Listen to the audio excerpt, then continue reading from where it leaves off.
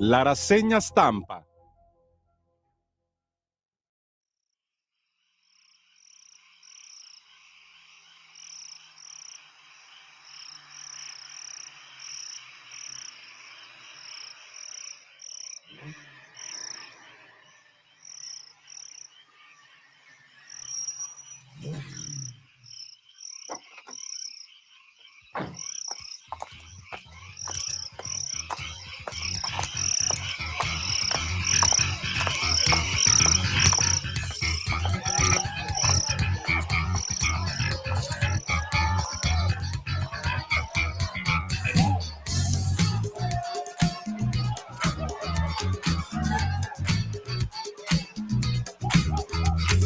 Let me take you to the place where membership's a smiling face, but shoulders with the stars, where strangers take you by the hand and welcome you to Wonderland from beneath their Panamas. The loving kind of drinks are free, fun and sunshine, there's enough for everyone. Whoa, that's missing is the sea. But don't worry, you can sometimes have the waves that lovers meet, that kiss and jump and color scene. Watch the waves break on the bay. Oh, Southwest Santa Blue Lagoon, knocked out Southern tune. All night's holiday. The Tropicana drinks are free. Fun and sunshine, there's enough for everyone. Whoa, that's missing is the sea. But don't worry, you can sunshine.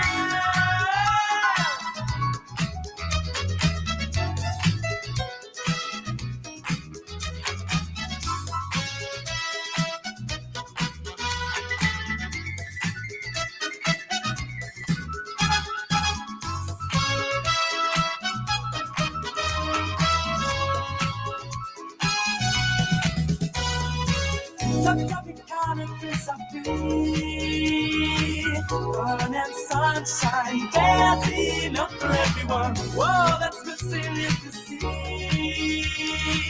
But don't worry, you can sunshine.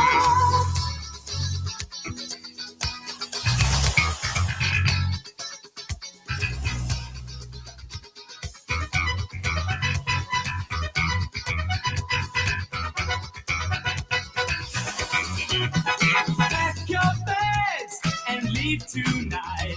Don't take your time. Gotta move your feet, don't you miss the ride. Pack your bags and leave tonight. Don't take your time. Gotta move your feet, don't you miss the flight.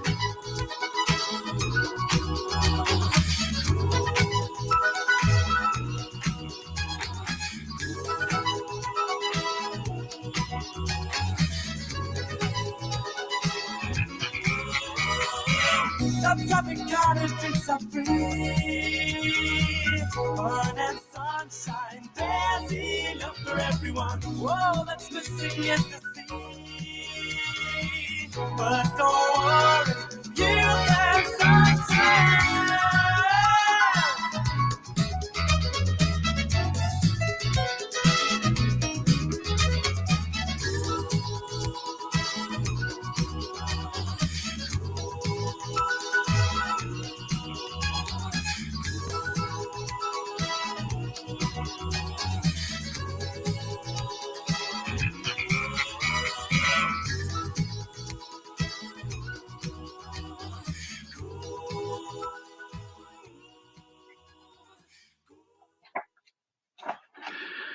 Come si fa a non apprezzare un pezzo come gli Wham con Club Tropicana 1983, il disco start di stamattina, un pezzo che profuma di Prima Repubblica, profuma di governi che duravano 6 mesi e un giorno giusto per approvare la finanziaria e poi cadevano, botta al 15%, assunzioni di forestali, così dal nulla, 10.000 forestali assunti e tanto debito pubblico per tutti. E poi c'era lui, in quella Milano da bere c'era sempre solo lui, Bettino. Vi manco già Garofanini e Garofanini, che pezzo pieno di socialismo craxiano. Amiche e amici miei, ma non dell'avventura. Buongiorno, siete sulle magiche onde di Radio Libertà. Questa è la rassegna stampa. Io sono Antonino Danna, momentaneamente in trip negli anni '80 dopo aver ascoltato questo gran pezzo degli UM e naturalmente questa è l'edizione di oggi, martedì 26 di agosto dell'anno del Signore 2025. Sono le 8:36, vi ricordo: date il sangue in ospedale, serve sempre, salverete vite umane, chi salva una vita umana salva il mondo intero. Secondo appello, radiolibertà.net. Fesso, chi non lo legge perché vi perdete un bellissimo giornale online dove ci sono i Liberamente del direttore responsabile Giovanni Sallusti, gli Autodafè, anzi l'Onda Libera con le supposte di Giulio Gainarchi e del sottoscritto, la rassegna stampa di Semivarin che fino a venerdì 29 è affidata al sottoscritto, poi dopo io chiudo gas, luce, lascio le chiavi sotto lo zerbino e me ne vado, perché mattina dell'1 alle 8:30, attenzione, l'orario estivo resterà in vigore fino a lunedì 8 settembre, alle 8:30 del 1° di settembre voi ritroverete il nostro Semmi. Voglio salutare e augurare buon lavoro al nostro Francesco e al nostro apprendista stregone Simone, o aiuto macchinista se volete, che anche lui dalla plancia comando mi permette di arrivare alle vostre orecchie e ai vostri occhi attraverso i canali video della nostra radio. E poi se va a sentire le nostre consuete coordinate del mattino: 340 670 9659 per le vostre zappe o WhatsApp, che potete cominciare a mandare già adesso, oppure il telefono, quando lo dirò io, 0292947222, possibilmente dopo le ore 10, va bene? La nostra rassegna stampa di stamattina, insomma, mi spiace che quest'estate stia finendo senza nemmeno una bella cosa da raccontarvi, vi dico la verità, perché anche a leggere stamattina i quotidiani non c'è molto di cui esaltarsi, specialmente non c'è molto di cui esaltarsi per la nostra appartenenza alla razza umana, visto che, come diceva qualcuno, in ogni guerra trovano sempre un modo più intelligente per scannare i cristiani. Comunque, venendo a noi, diamo un'occhiata alle agenzie. Ecco a voi l'ANSA, l'Ucraina, Trump parla con Putin e attacca, basta soldi a Kiev, Zelensky è un venditore. Berlino, Mosca non si illuda, l'Ucraina può contare su di noi. Medio Oriente, nuovi attacchi israeliani a Gaza, 20 morti all'alba, ieri un raid su un ospedale nella striscia, 5 reporter tra i 20 morti, Netanyahu rammarico, Trump fra 3 settimane la guerra finisce. La donna uccisa nel Salernitano, il femminicidio di Tina Sgarbini, l'assassino ha confessato. Calcio, Serie A, l'Inter resterà ripante, Torino travolto 5-0. Venezia, c'è polemica su questa mostra del cinema molto pro-PAL, ne interviene anche Pietrangelo Buttafuoco sul tema, i divi al Lido fra glamour e polemiche, Gal Gadot da forfait. Anche Butler sembra abbia deciso di saltare la mostra, da Clooney al debutto di Julia Roberts, le attese sul red carpet. Cavolo, il debutto di Julia Roberts, il nuovo che avanza. Lutto nel cinema, scompare a 42 anni l'attrice spagnola Veronica Echegui, tra le interpreti di maggior talento del cinema iberico. Dio la accolga. Andiamo a vedere la DN Cronos, ecco qua. Adesso arrivano le immagini, ecco che ora speriamo che arrivino le immagini. E uno poi giustamente perde la pazienza. Eccola qua, ADN Kronos, USA, Trump licenzia la governatrice della Fed Lisa Cook. La decisione del presidente con effetto immediato per presunte false dichiarazioni e irregolarità su mutui ipotecari. La terra trema, terremoto oggi a Cassino, scossa di magnitudo 3.0, l'epicentro a Villa Santa Lucia, il sindaco: non si segnalano danni a cose o persone, meno male.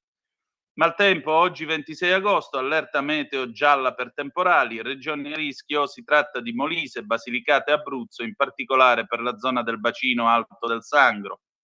Ancora abbiamo l'Ucraina, Trump parla con Putin e punge Zelensky, italiani e la Germania alla difesa di Kiev. Sapete che appunto il presidente Trump, dopo a quanto pare una lunga telefonata con Putin, se ne è uscito dicendo: signori miei, ogni volta in cui il signor Zelensky si è presentato alla Casa Bianca, puntualmente è riuscito a sfilarci denari e armi. Adesso ve la vedrete, se la vedrà la NATO con lui, e io non ho intenzione più di dargli un soldo bucato. Detto ciò, ha anche detto che le garanzie di sicurezza per l'Ucraina non saranno offerte dagli Stati Uniti d'America, ma saranno offerte direttamente dall'Europa. Quindi o l'Europa comincia e impara a nuotare da sola o si può impiccare. Questo è il senso del messaggio. Gaza, raid di Israele su ospedale Nasser, almeno 20 morti, tra cui 5 giornalisti. Il premier israeliano Netanyahu: profondo rammarico per la morte dei giornalisti. Reporter della Reuters colpito mentre trasmetteva il primo attacco all'ospedale. La diretta si è interrotta improvvisamente. Trump: non ne ero stato informato e non ne sono contento. La albanese dell'ONU chiede sanzioni. Tajani, vertice telefonico con USA e paesi UE. Anche il Papa chiede una pace giusta in Ucraina. E poi, strangolata in casa nel Salernitano, l'ex confessa l'omicidio. Elon Musk fa causa a Apple e OpenAI per presunte violazioni delle regole di concorrenza. Nella denuncia depositata presso un tribunale federale del Texas, li accusa di aver stipulato un accordo esclusivo che rende ChatGPT l'unico integrato nel sistema operativo iPhone di Apple. Diamo un'occhiata anche alla BBC per vedere che cosa succede nel vasto orbe terracqueo. Ecco qui, le famiglie degli ostaggi israeliani bloccano le strade principali del paese perché oggi tengono una giornata di protesta. La giornata di protesta è stata indetta dopo che almeno 20 persone, inclusi 5 giornalisti, sono stati uccisi in un doppio attacco israeliano contro un ospedale di Gaza. Questo è quello che dice il Ministero della Salute guidato da Hamas. Vediamo un aggiornamento in diretta. Le proteste si stanno svolgendo in tutto Israele perché il principale gruppo che raduna appunto e richiede la liberazione degli ostaggi a Gaza sta celebrando una giornata di manifestazioni, chiedendo appunto che vengano riportati a casa quelli che al momento si trovano nei tunnel di Hamas, i sequestrati. Le immagini mostrano le principali arterie stradali del paese bloccate dai manifestanti e questo è solo l'inizio, perché più tardi ci saranno anche dei comizi. Il forum degli ostaggi e delle famiglie disperse sta chiedendo ancora una volta al presidente americano Donald Trump l'aiuto per ottenere un cessate il fuoco, un accordo del cessate il fuoco e il rilascio dei loro cari. 20 ostaggi che sono ancora tenuti da Hamas si ritenga siano vivi. Questo accade, questa giornata di protesta si svolge dopo che almeno 20 persone, inclusi 5 giornalisti, sono stati uccisi in un doppio attacco israeliano contro un ospedale a Gaza Sud lunedì, cioè ieri. Questo è quello che afferma il Ministero della Salute guidato da Hamas. Il primo ministro israeliano Benjamin Netanyahu ha definito tale accaduto un gravissimo errore. Ha detto che l'esercito sta conducendo una rigorosa indagine.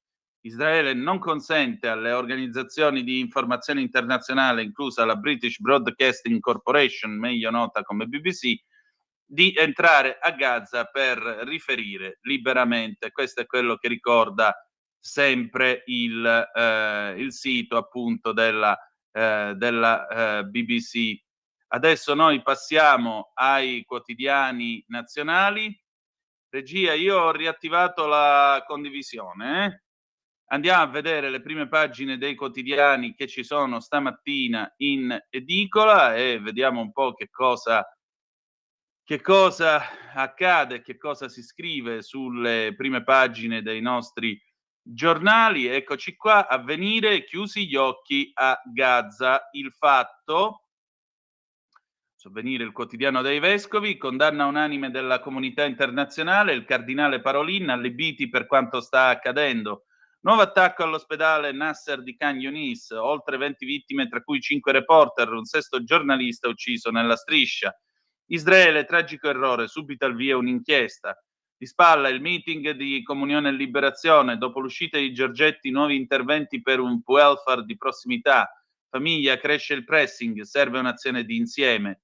Orizzonte 2050, diversificato e robotizzato, questo sarà il futuro del Made in Italy. Fotonotizie a centropagina, ambiente, disastri in Emilia, rinascita in Trentino, la natura risana i boschi feriti da Vaia, dalla tempesta. Il soccorso dei migranti, Mediterranea fermata, fuoco libico su altra ONG. Sanità, Schillaci, archivi e i vaccini, promette più fondi. Corriere della Sera, mitico Corrierone, eccolo qui, tra le 20 vittime anche 5 giornalisti, le scuse di Israele, Tajani, i media devono poter documentare. Gaza, la strage all'ospedale, Trump, ho sentito Putin, non vuole vedere Zelensky e gela Kiev, basta soldi. Di spalla Keller Sutter e i dazi, la Svizzera e la presidente che non ha paura del tycoon, la signora al telefono ha corretto un paio di volte il fluviale eloquio dell'inquilino della Casa Bianca. Ancora, a proposito dei 5 giornalisti uccisi, parla la collega della reporter uccisa, Mariam, le foto e il terrore, diceva, e se tocca a noi? Accuse a Gal Gadot e Butler, non ci saranno, no a star filo israeliane, Venezia, il via tra le scintille, poi vedremo più approfonditamente. Al fronte con gli ucraini, colpiamo i russi grazie ai droni con pezzi cinesi. Gli sbarchi, aveva soccorso dei minori, fermata la nave di Mediterranea, scontro sui migranti, ancora lavoro, critici sindacati, PD e 5 Stelle, l'età, l'ipotesi TFR, ecco tutti i calcoli sulle pensioni. Fotonotizia, centropagina. New York, il tennista eliminato dagli US Open, oggi il debutto di Sinner, le liti, la racchetta spaccata, Medvedev, follia e sconfitta. Un fotografo si muove e disturba i giocatori agli US Open, l'arbitro permette al francese Bonzi di ripetere il servizio per il punto decisivo e il russo Medvedev perde la testa, inveisce con l'arbitro, aizza il pubblico, distrugge la racchetta. Oggi debutta Sinner.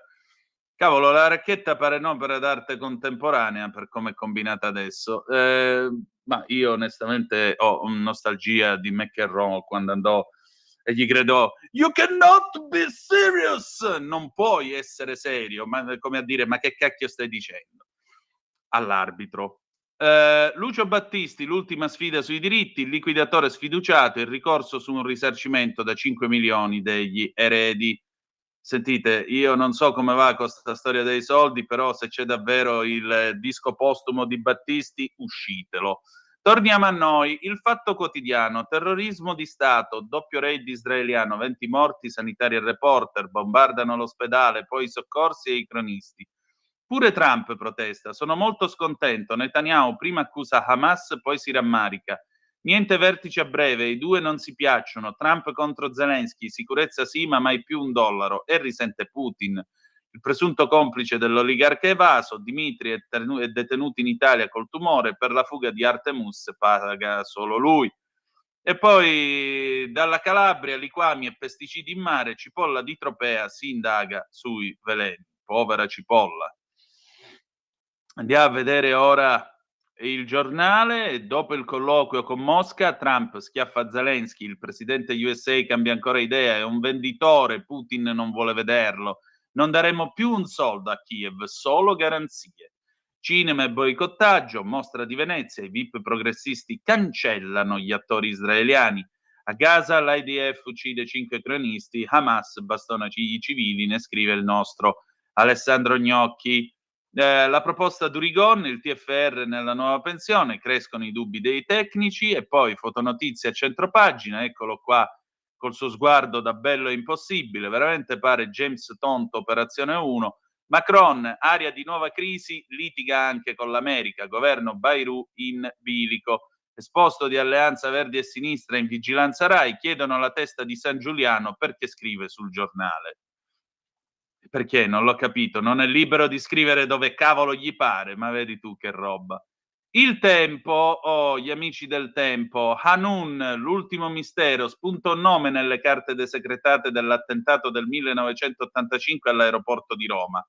È lo stesso del leader dell'API. Il caso arriva in Parlamento, mollicone al ministro dell'Interno, diteci se è solo un omonimo o è la stessa persona. Ecco, lo diciamo per i più giovani, nel lontano dicembre del 1985 ai banchi dell'Elal, in quel di Fiumicino, ci fu un attentato dell'OLP dove un bel po' di gente è rimasta purtroppo a terra e c'è stata una mezza carneficina.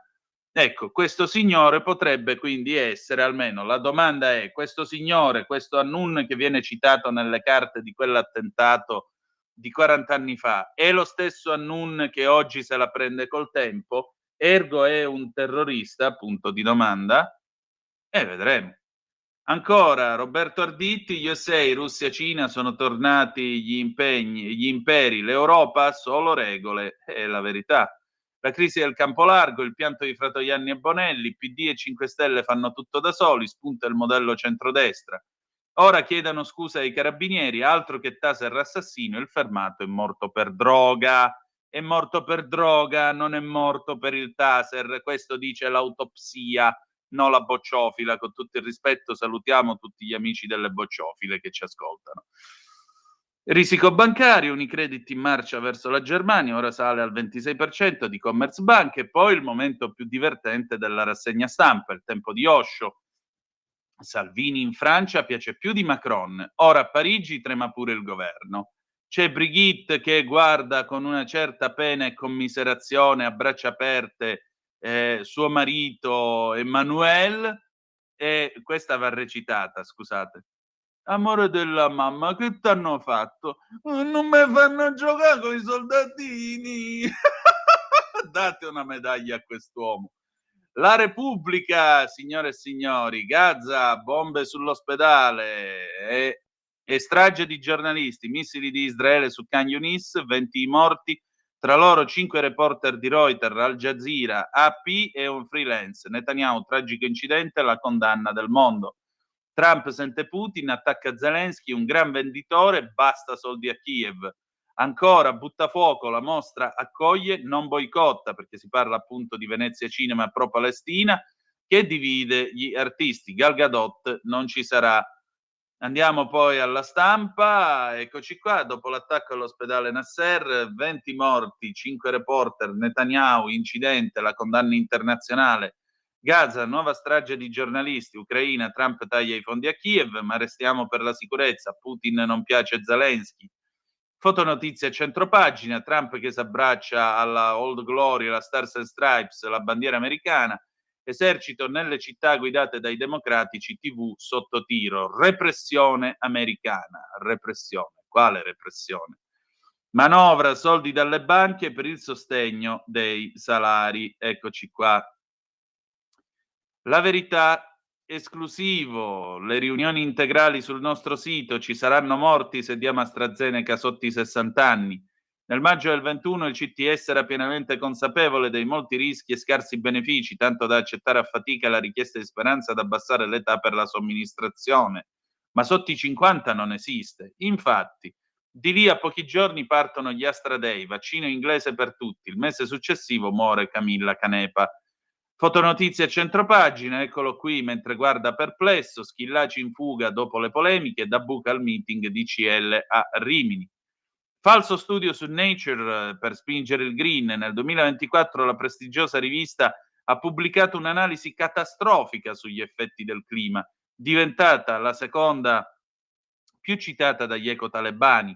Oggi deve ammettere che i dati non erano corretti, i revisori l'avevano detto subito. Scusate.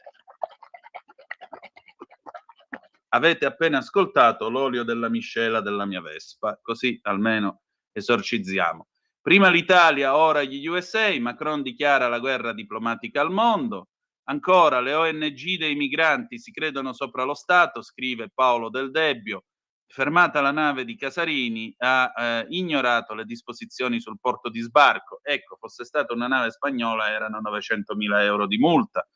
Ancora, ecco la pioggia, la Romagna trema, non hanno fatto i lavori sui fiumi. I finanziamenti sono arrivati, ma non sono stati spesi.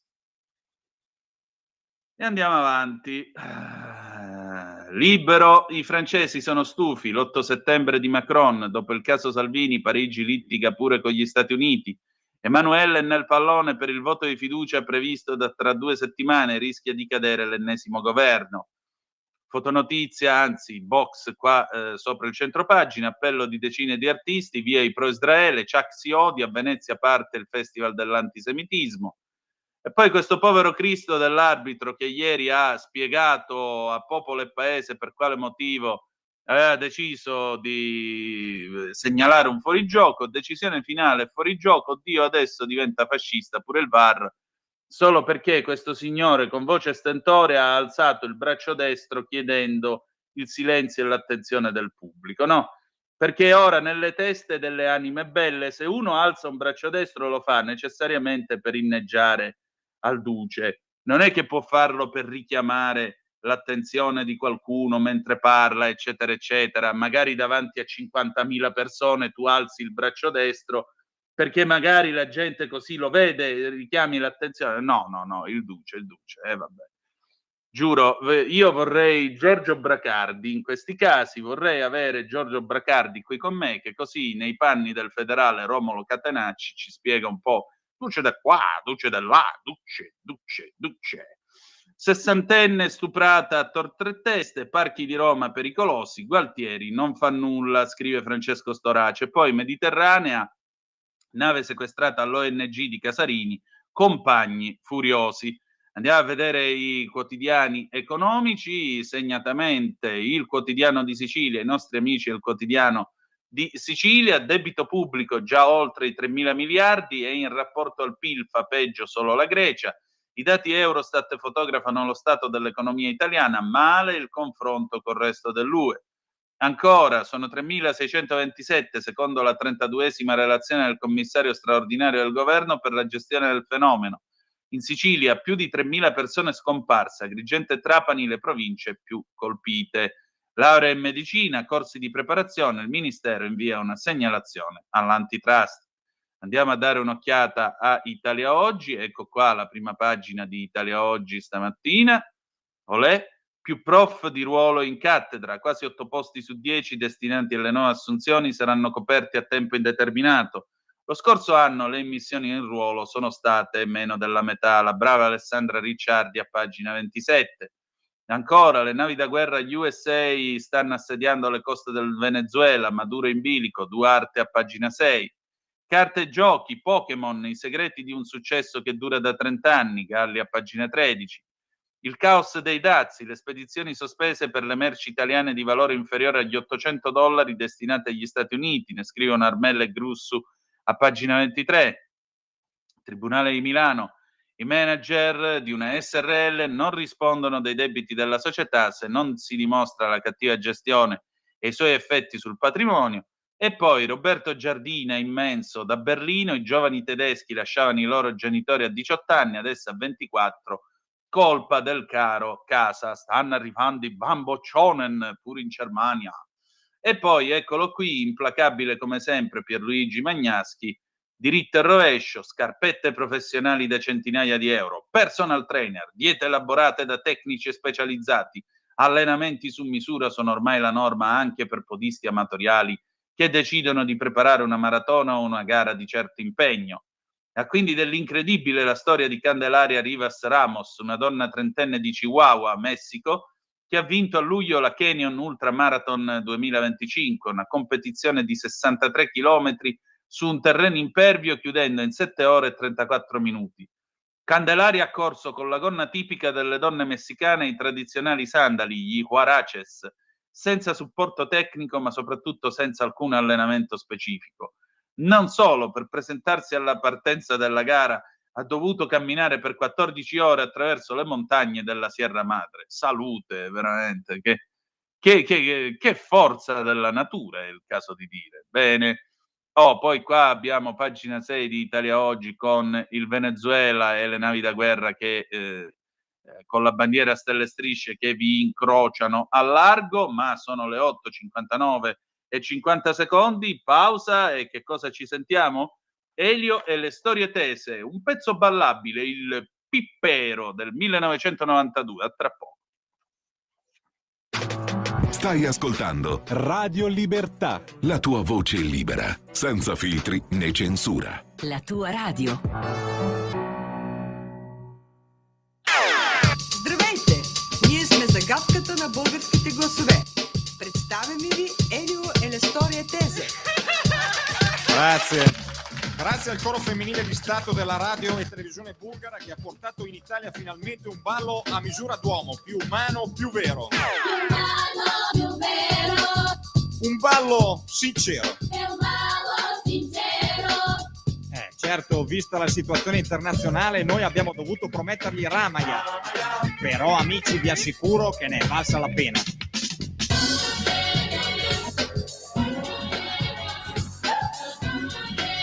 Pippero.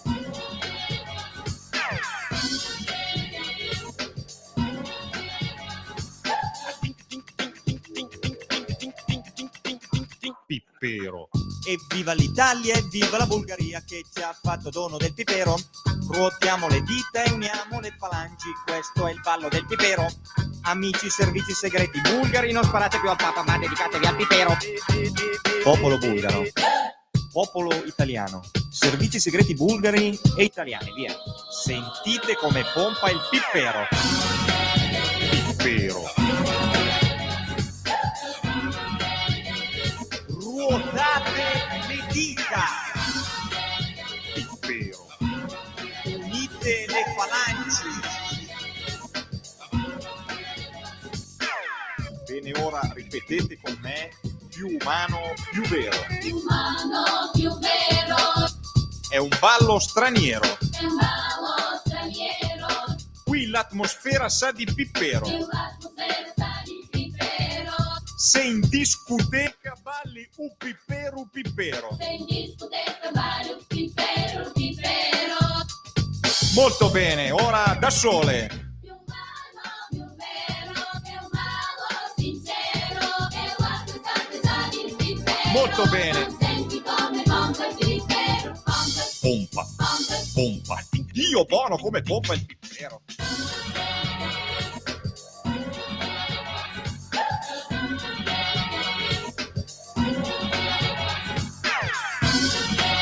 Pippero.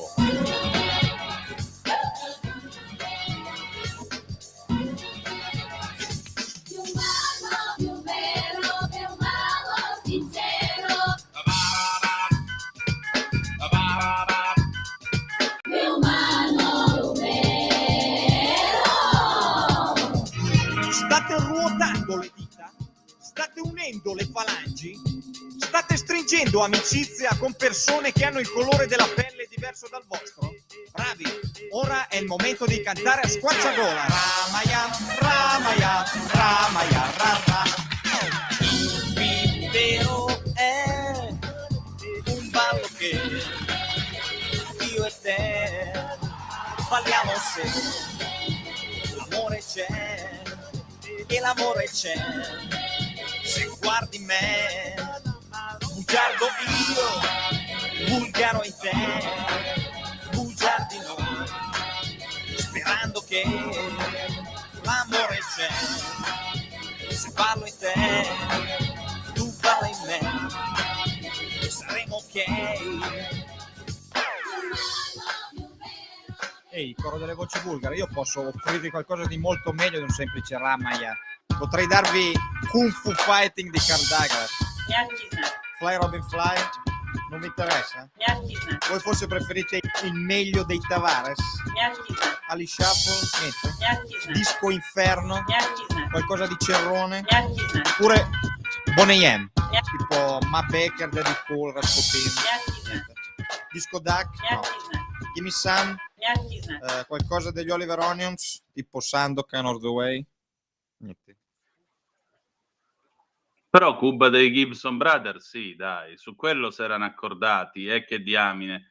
Era il 1992, questo era l'immenso Elio e le storie tese con il pippero, signore e signori, con le mosse del ballo ripetute da Vittorio Cosma, alias Kleiderman Viganò, alias Carmelo, e poi l'immenso Mangoni nei panni della spia bulgara. E amici servizi segreti bulgari, non sparate più al Papa, ma dedicatevi anche voi al pippero. Allora, si sono fatte le 9:05 e 11 secondi sulle magiche onde di Radio Libertà, e allora noi andiamo avanti con la rassegna stampa. Antonino Danna al microfono con voi. Sono arrivate intanto un paio di zappe. Eccole qui, ve le voglio leggere. Ciao Antonino, siamo passati dai... Oddio mio, perché fai quello che vuoi tu, figliolo? Tu devi fare quello che ti dico io. Ciao Antonino, siamo passati dai... No, stavo parlando col Mac. Ciao Antonino, siamo passati dai 10.000 assunti come forestali ai 10.000 che verranno scarcerati perché abbiamo problemi di spazio nelle galere, Walter. A Walter, sempre posti occupati sono, cambia il lato da cui guardarli. Lui, con la differenza che i forestali per fortuna sono persone incensurate, mentre invece abbiamo qua i galantuomini che verranno scarcerati e andranno a fare casino, a differenza dei forestali che, grazie a Dio, lavorano tutti i giorni. L'UE sponsorizza l'Ucraina contro Orban, perché era una battuta del Menga, me ne scuso. L'UE sponsorizza l'Ucraina contro Orban perché difende il suo popolo, il governo da che parte sta. Ancora, buongiorno Antonino, il braccio destro alzato e teso è il segno convenzionale per segnalare il fuorigioco. Giovanni, fuorigioco fascista, signore e signori, il fuorigioco è fascista, lo abbiamo appena scoperto, ebbene sì, vedete, noi abbiamo questi insospettabili, dovrebbero fare qualche altro gesto più floreale, più delicato, più repubblicano, più laico e antifascista, e allora si potrebbe segnalare il fuorigioco in un altro modo, non lo so, tipo appunto muovendo le mani davanti al volto come nel pippero, oppure fare ti vedo non ti vedo, ste cose così, no? Vi rendete conto in questo paese, guardate, Beppe Grillo, vabbè, lasciamo stare il lato politico, parliamo di Beppe Grillo quando fa il comico. Una volta in un suo spettacolo nel 93, me lo ricordo quando tornò alla Rai nel 93, lui disse una cosa illuminante, questa: l'Italia ha un'enorme potente fonte di energia, le cazzate, solo che ancora non siamo riusciti a convertire l'energia delle cazzate in energia elettrica. Perché io veramente ogni mattina che Dio mi manda in terra, certe volte, ve lo giuro, mi vergogno a leggervi certe notizie, perché evidentemente in questo paese si fa polemica e si fa informazione sulle cazzate. Scusate se lo dico, però lo dico veramente per onestà intellettuale, insomma, anche per una questione di rispetto verso di voi. Allora, prima di dare un'occhiata a Gaza e all'Ucraina, c'è a pagina 19 del Corriere della Sera il profeta di Fusignano, Arrigo Sacchi, che parla di quello che è successo in Romagna. È stato intervistato, eccolo qua, Sacchi: ho avuto molta paura, vedere quegli alberi sradicati è stato inquietante, una fortuna essere tutti vivi. L'ex allenatore, ma già ci siamo rimboccati le maniche. Qual è stato il primo pensiero? La paura, perché in pochi minuti è venuto giù il cielo. La cosa che colpisce di più sono gli alberi. Sapevo che i pini avevano radici superficiali, ma vederli così sradicati dal terreno in maniera tanto facile è inquietante. Visto quel che è successo, la prima cosa che ho pensato è che mi ritengo decisamente fortunato se sono ancora vivo. Quando si è accorto di cosa stava accadendo? Ho capito le dimensioni del fenomeno fino in fondo solo al mattino dopo, con la luce del giorno. Sono uscito in strada per capire. Un disastro in tutta la zona, alberi caduti, macchine distrutte, acqua ovunque.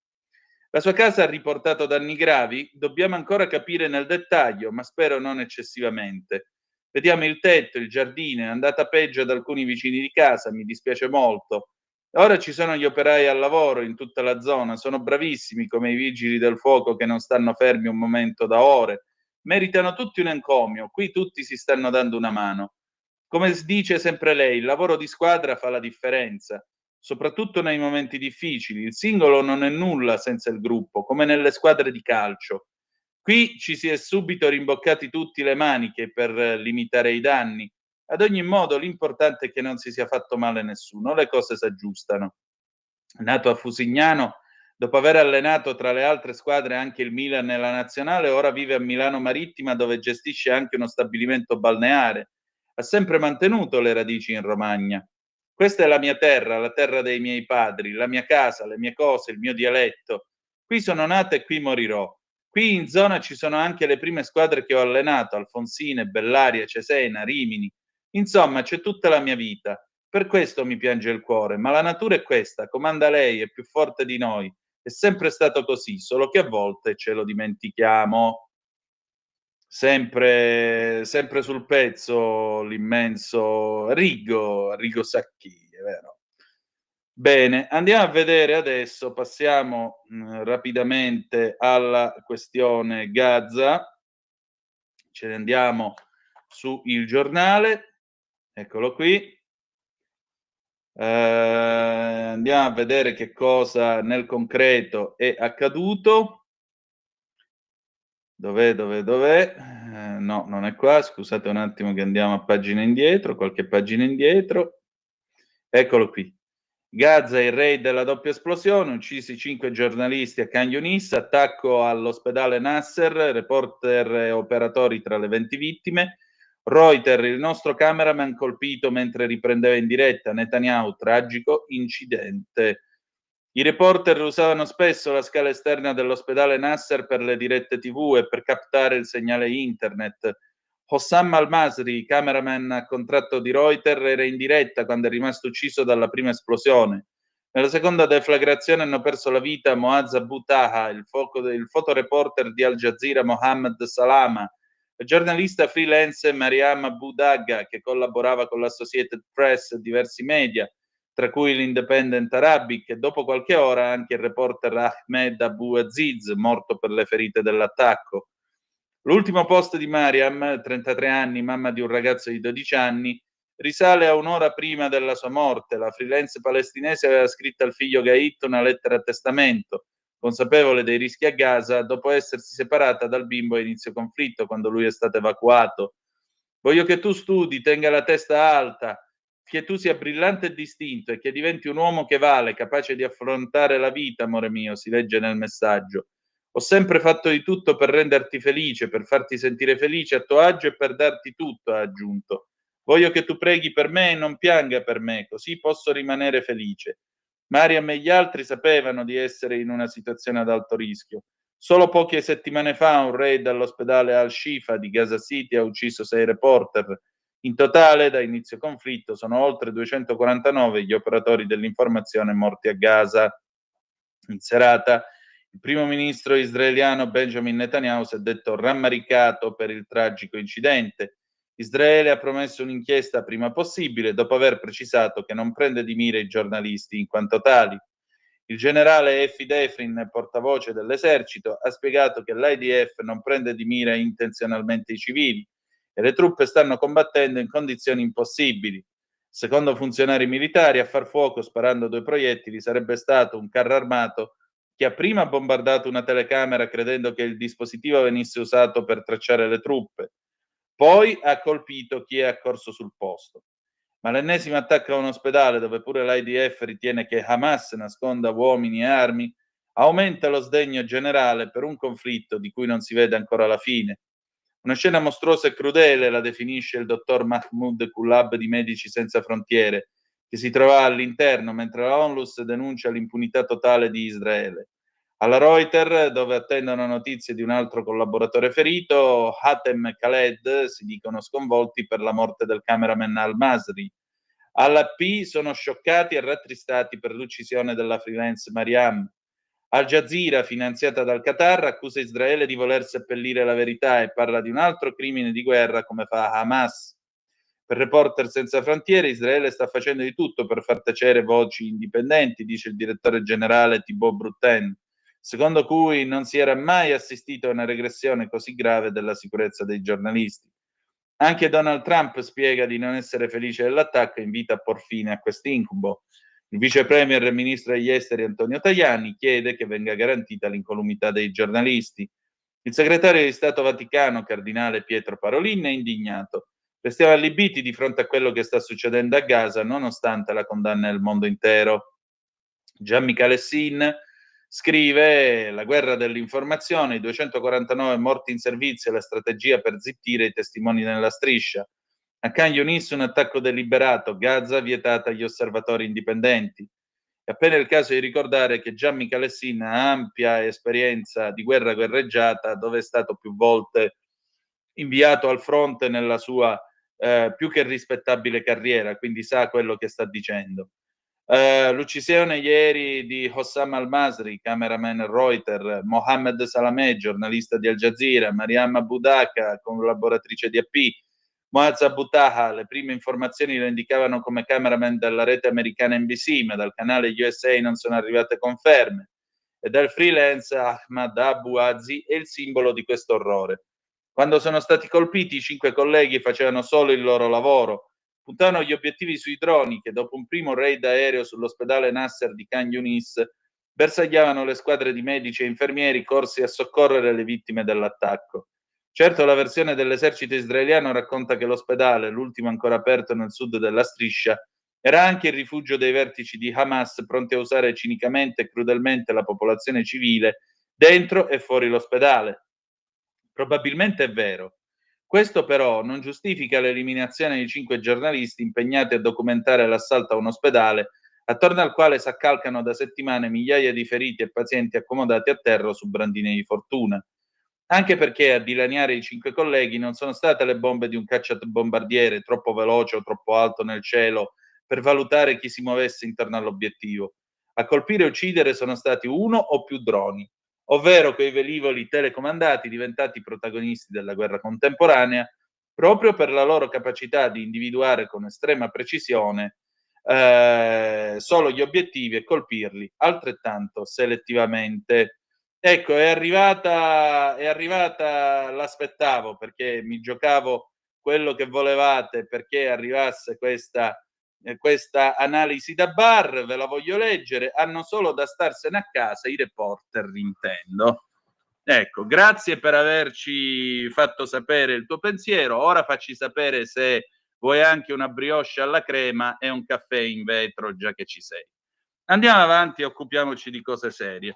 A Venezia, nel frattempo, così ci leghiamo a quanto è accaduto ieri a Khan Yunis, a Venezia intanto la polemica impazza. Perché? Perché ça va sans dire, poi le cose vanno a trascolorare nella politica, cioè la cultura va a trascolorare nella politica e dopo succedono come sempre casini su casini e polemiche su polemiche. Aspettate un attimo che prendiamo la pagina, ecco qua. La striscia divide anche Venezia, l'attrice israeliana da forfait. Gal Gadot rinuncia dopo l'appello degli artisti di Venice for Palestine a ritirarle l'invito. La portavoce Finocchiaro, sabato manifestazione. Il direttore Barbera, no alle censure. Cosa è accaduto? È accaduto che sostanzialmente il collettivo Venice for Palestine ha dato forma e unità a quelli che finora erano stati appelli individuali, dal palco della Berlinale fino agli Oscar, convogliandoli in una voce collettiva e strutturata contro la strage di Gaza perpetrata dall'esercito israeliano. L'organizzazione ha chiamato in causa la Biennale in 2 lettere.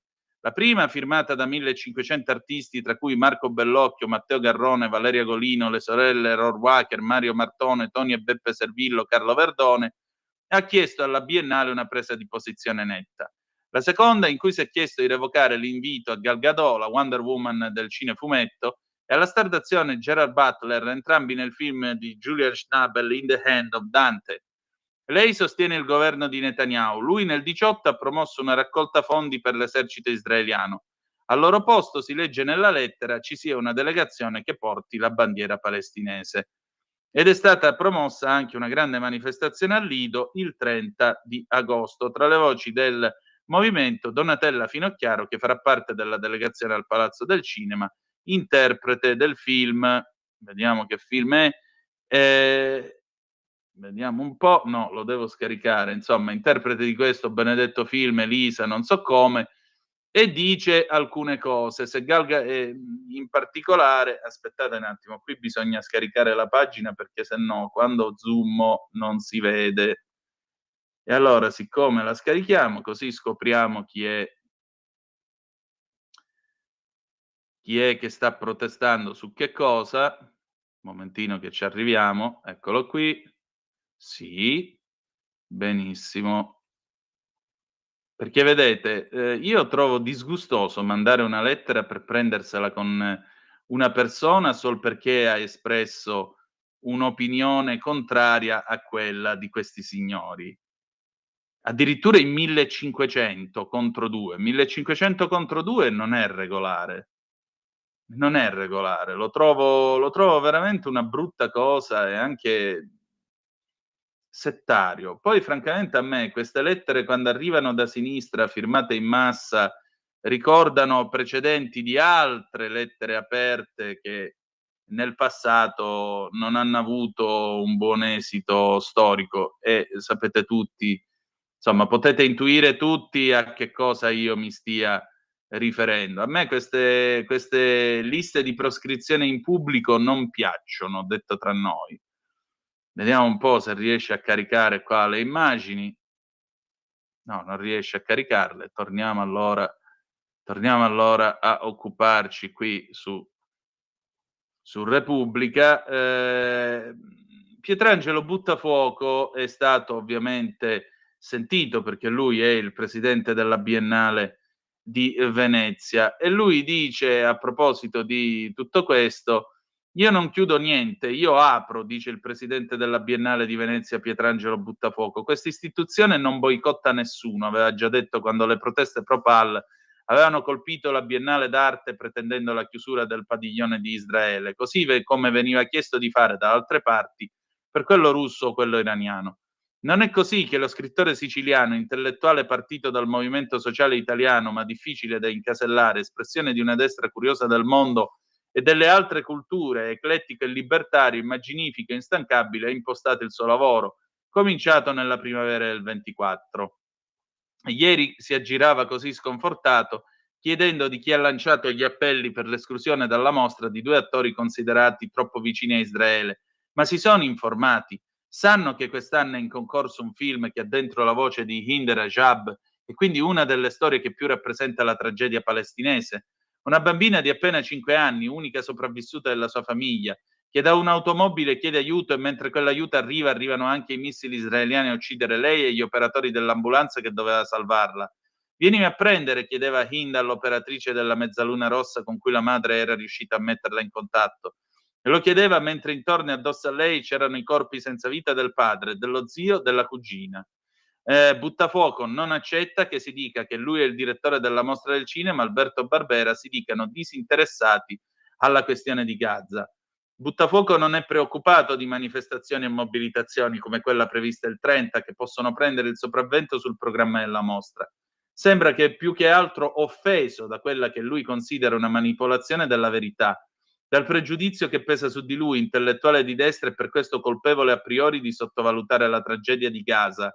Nonostante la sua conversione all'Islam, nonostante si consideri più di ogni altra cosa un saraceno, si è esposto pubblicamente più volte sulle guerre che ma poi questi credono che essere saraceno voglia dire essere pro-PAL, ma studiatelo un po' di storia.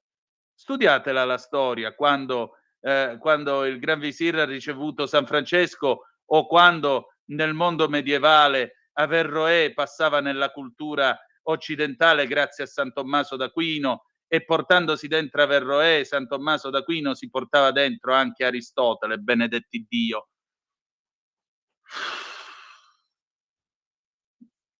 Vedete, questa è la manipolazione. Un saraceno, quindi necessariamente pro-PAL. I saraceni erano al tempo delle scorrerie medievali e delle crociate, ma era al tempo appunto in cui, ripeto, l'Aquinate portava Aristotele nel pensiero occidentale grazie a un arabo di nome Averroè. Vabbè, ma torniamo a noi. Buttafuoco si è esposto pubblicamente più volte sulle guerre che attraversano il nostro tempo, non interpretando la Biennale come uno spazio asettico. Ha chiesto a Luciano Violante di tenere una lezione sul domicidio all'apertura della Biennale Architettura. La distruzione della casa come distruzione di un popolo. In altre parole, Gaza. Dice di voler evitare che si faccia mercimonio del martirio palestinese. Quindi sì, pensa che il posizionamento degli artisti che hanno firmato gli appelli nei confronti della mostra non faccia i conti col lavoro fatto in questi mesi. Che sia gratuito, ingiusto, al fondo anche inutile. Una delle cose che tiene a ricordare è l'apologo raccontato alla chiusura della Biennale d'Arte. Parla di un gelataio cristiano molto amato di Beirut che in tempi di epidemia cominciò a essere considerato l'untore, il diverso, il nemico, e del sermone dell'imam Musa al-Sadr che infiammò i cuori dei fedeli parlando di pace e si concluse invitando tutti ad andare a prendere un gelato, riaccogliendo nella comunità chi rischiava di essere assassinato per via della propaganda. Ci vediamo domani, inshallah, rispondeva ieri Buttafuoco a chi gli dava appuntamento alla serata inaugurale. Vorrebbe che a parlare fosse rifatti il programma I Mille Mondi che questa mostra incrocerà in quasi 2 settimane di cinema, ma sono tempi pervasi da rabbia e divisioni, in cui l'indignazione per quanto accade in Medio Oriente, necessaria, sacrosanta, travalica tutto ed è difficile da arginare. È proprio questo il problema. C'è poco da fare. Pietrangelo Buttafuoco è un intellettuale coi cabasisi quadrati. Punto. Non c'è altro da aggiungere su di lui.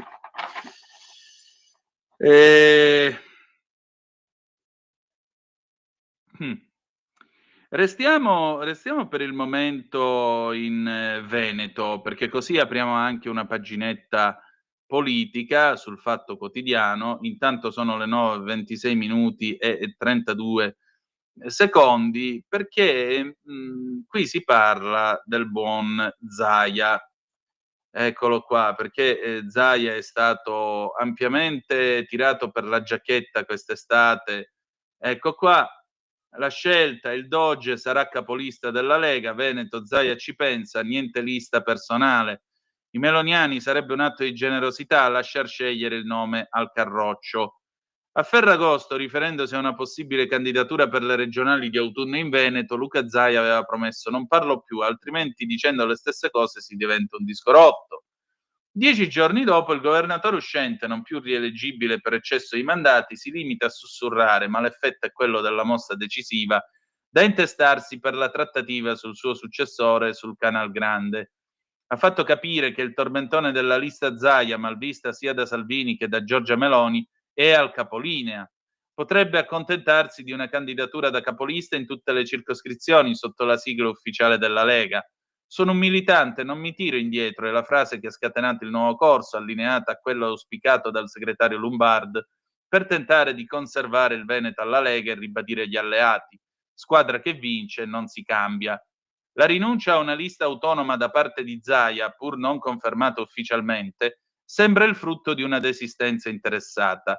La mossa del cavallo sulla scacchiera evita al governatore di entrare in rotta di collisione con la Premier, da cui dipendono possibili suoi futuri incarichi di governo, e indispettire il segretario Salvini, timoroso di ulteriori flessioni nei consensi per la lista del partito, a vantaggio dell'ingombrante Doge Veneto in cerca di nuova occupazione.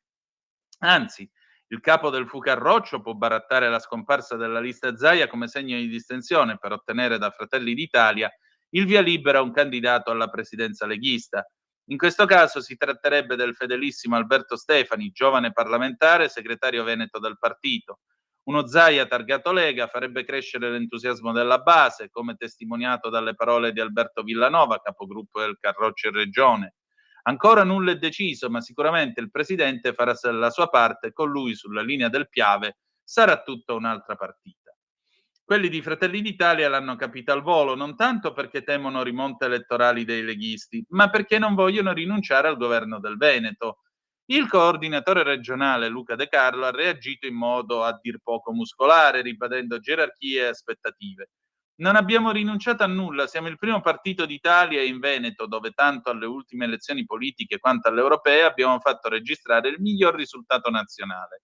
Siamo pronti più che mai ad amministrare direttamente la nostra regione. Siccome a giorni riprenderà la trattativa a 3 di Meloni, Salvini e del segretario di Forza Italia Antonio Tajani, De Carlo ha messo le mani avanti. Di fronte a questa situazione è chiaro che se le scelte dovessero rivelarsi diverse per ragioni di realpolitik, allora quello di Fratelli d'Italia non sarebbe altro che uno straordinario gesto di generosità. Pausa e torniamo con la SketchUp a Serie E del 2002, a tra poco. Stai ascoltando Radio Libertà, la tua voce libera, senza filtri né censure, la tua radio.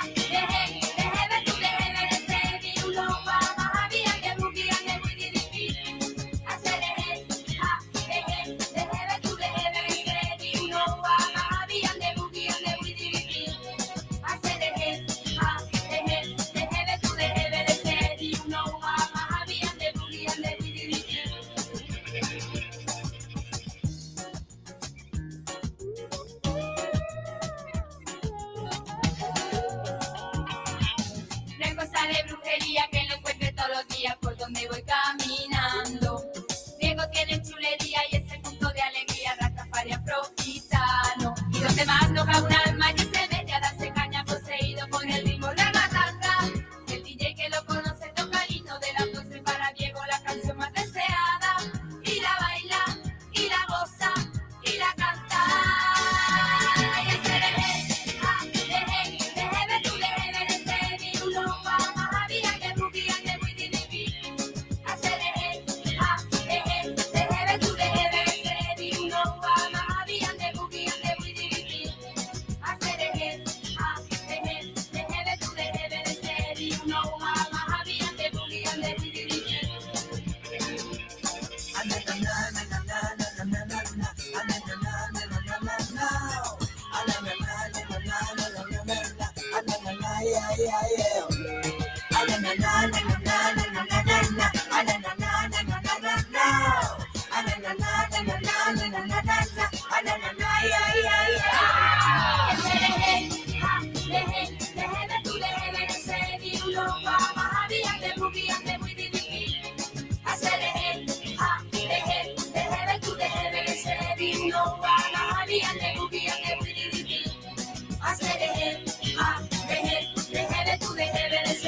No, Mama, be and the boogie and the boogie.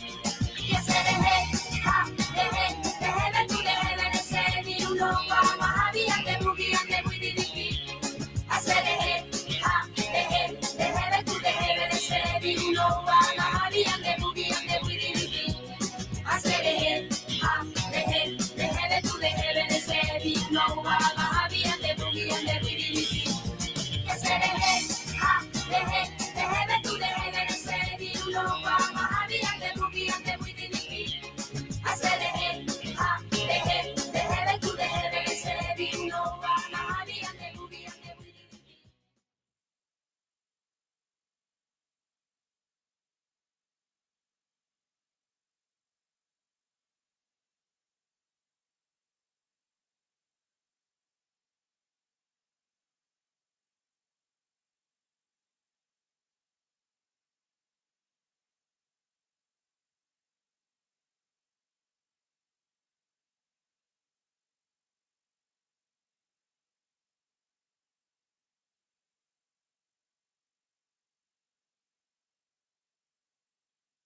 Antonino, il microfono spento.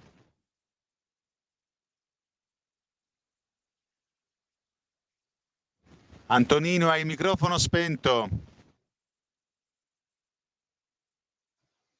Eccomi, scusa. Ecco, tale era la vergogna, caro Francesco, che ieri quando ho messo questa canzone nel copione per voi incolpevoli registi che giustamente fate bene il vostro dovere, non avete colpa, mi sono ricordato di quell'orribile estate del 2002, quella senza sole, senza caldo, l'estate del Niño, qualcuno di voi se la ricorderà. Ecco, e ammetto che mi sono vergognato adesso come un ladro mentre sta canzone andava in onda, questa insulsa canzone, anche perché io vi devo confessare, conoscevo pure le mosse dell'insulso balletto e mi sto vergognando ancora una volta. Vabbè, le 9:35 minuti e 10 secondi sulle magiche onde di Radio Libertà. Antonino Danna al microfono con voi per la rassegna stampa. Dal Veneto voliamo nei Caraibi, andiamo sulle coste del Venezuela, siamo qui su Italia Oggi, ne scrive Germán Duarte, perché qualcosa sta per succedere. Venezuela, navi da guerra USA, si valuta che su di esse 5.000 Marine siano pronti allo sbarco contro il regime di Maduro. Ricorda l'operazione che rimosse Noriega da Panama. Noriega era il dittatore di Panama. Sentite un po' che sta succedendo. Negli ultimi giorni la tensione ai Caraibi ha raggiunto livelli che ricordano la guerra fredda. Questa volta il conflitto non è un'ipotesi, è il profilo d'acciaio delle navi americane davanti alle coste del Venezuela. Secondo diverse fonti, tra cui analisi militari e conferme della stampa, circa 5.000 Marine sono già dispiegati nella regione. Alcuni calcoli parlano addirittura di 8.000, altri minimizzano. Nel frattempo sui social circolano immagini, vere o presunte, di soldati americani che si bagnano nelle acque cristalline di fronte alle spiagge venezuelane. Lo scenario evoca l'operazione Just Cause del 1989, in cui gli Stati Uniti invasero Panama per rimuovere il generale Manuel Noriega. Anche allora si trattava di un dittatore con forti legami coi cartelli della droga. Anche allora si parlava di traffico e sicurezza nazionale. E anche allora la macchina da guerra americana si mosse con rapidità e decisione. Oltre 20.000 uomini in campo e il regime cadde in poche ore. Oggi con Nicolás Maduro il copione non è poi così diverso. Da una parte la messa in scena bellica ha mobilitato milioni di miliziani, diffuso video di addestramenti coreografici e lanciato proclami contro l'imperialismo. Dall'altra i primi segni di paura. Durante il fine settimana ha cominciato a liberare prigionieri politici, lui che fino a ieri negava l'esistenza stessa dei dissidenti, tra cui 2 cittadini italiani, secondo fonti diplomatiche. Un gesto che dimostra più che clemenza puro panico. Certo la storia non si ripete mai uguale, un gesto che il contesto globale è mutato, le alleanze sono fluide, il linguaggio geopolitico cinico, tecnico, disincantato, ma un principio resta. Gli Stati Uniti non permetteranno mai che una satrapia narcoterrorista alleata dell'Iran si consolidi a pochi chilometri da Miami. Il dispiegamento navale, già confermato, non è un bluff, è una dichiarazione di principio. E il silenzio dell'America Latina ne è la conferma. Nessuno osa difendere Maduro, nemmeno tra i suoi ex alleati, tranne uno, Gustavo Petro, presidente della Colombia. Più che un alleato, un socio in affari. Ha smantellato Ecopetrol, la compagnia petrolifera statale colombiana, uno dei principali motori economici del paese, col pretesto ambientale. Ha fermato l'esplorazione e l'estrazione di gas per importarlo direttamente dal Venezuela. E in più di un'occasione si è comportato da vero e proprio ministro degli esteri di Maduro, chiedendo negli incontri bilaterali con Washington la revoca delle sanzioni contro Caracas. Non ha quindi sorpreso nessuno quando Petro ha dichiarato che difenderebbe militarmente il Venezuela. In altre parole, che la Colombia entrerebbe in guerra contro gli Stati Uniti in difesa del regime di Maduro.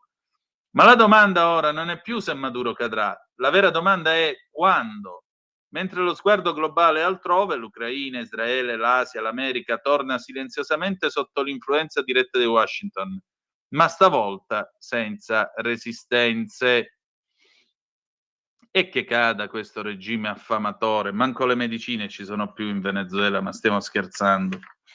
Ma stiamo scherzando veramente. Prima quello Chavez si beccò la risposta. Ve lo ricordate quando litigò con Re Juan Carlos? Anzi, era la cumbre iberoamericana, c'era questo summit dei paesi latinoamericani con il re di Spagna e a un certo punto Chavez prese la parola e cominciò a straparlare contro la Spagna.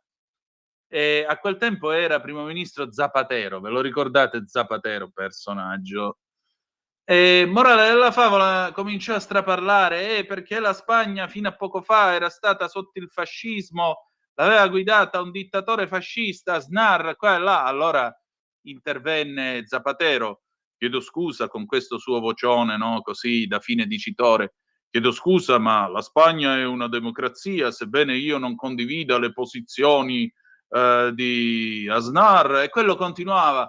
Perché Aznar è un fascista. A un certo punto si girò Juan Carlos, prima gli disse tu, e quello continuava, fascista, perché no te callas? Ma perché non ti tappi quella bocca? E quella roba lì, perché no te callas, divenne, oggi si direbbe un meme, all'epoca divenne un tormentone diffuso dappertutto, addirittura quando poi i due si riconciliarono e Chavez andò a trovare Re Juan Carlos, gli portò pure la maglietta con la scritta "Perché no te callas?".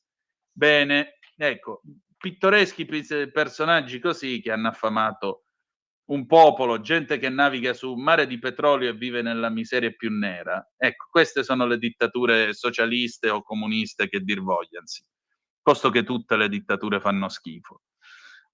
Allora, andiamo adesso sul tempo,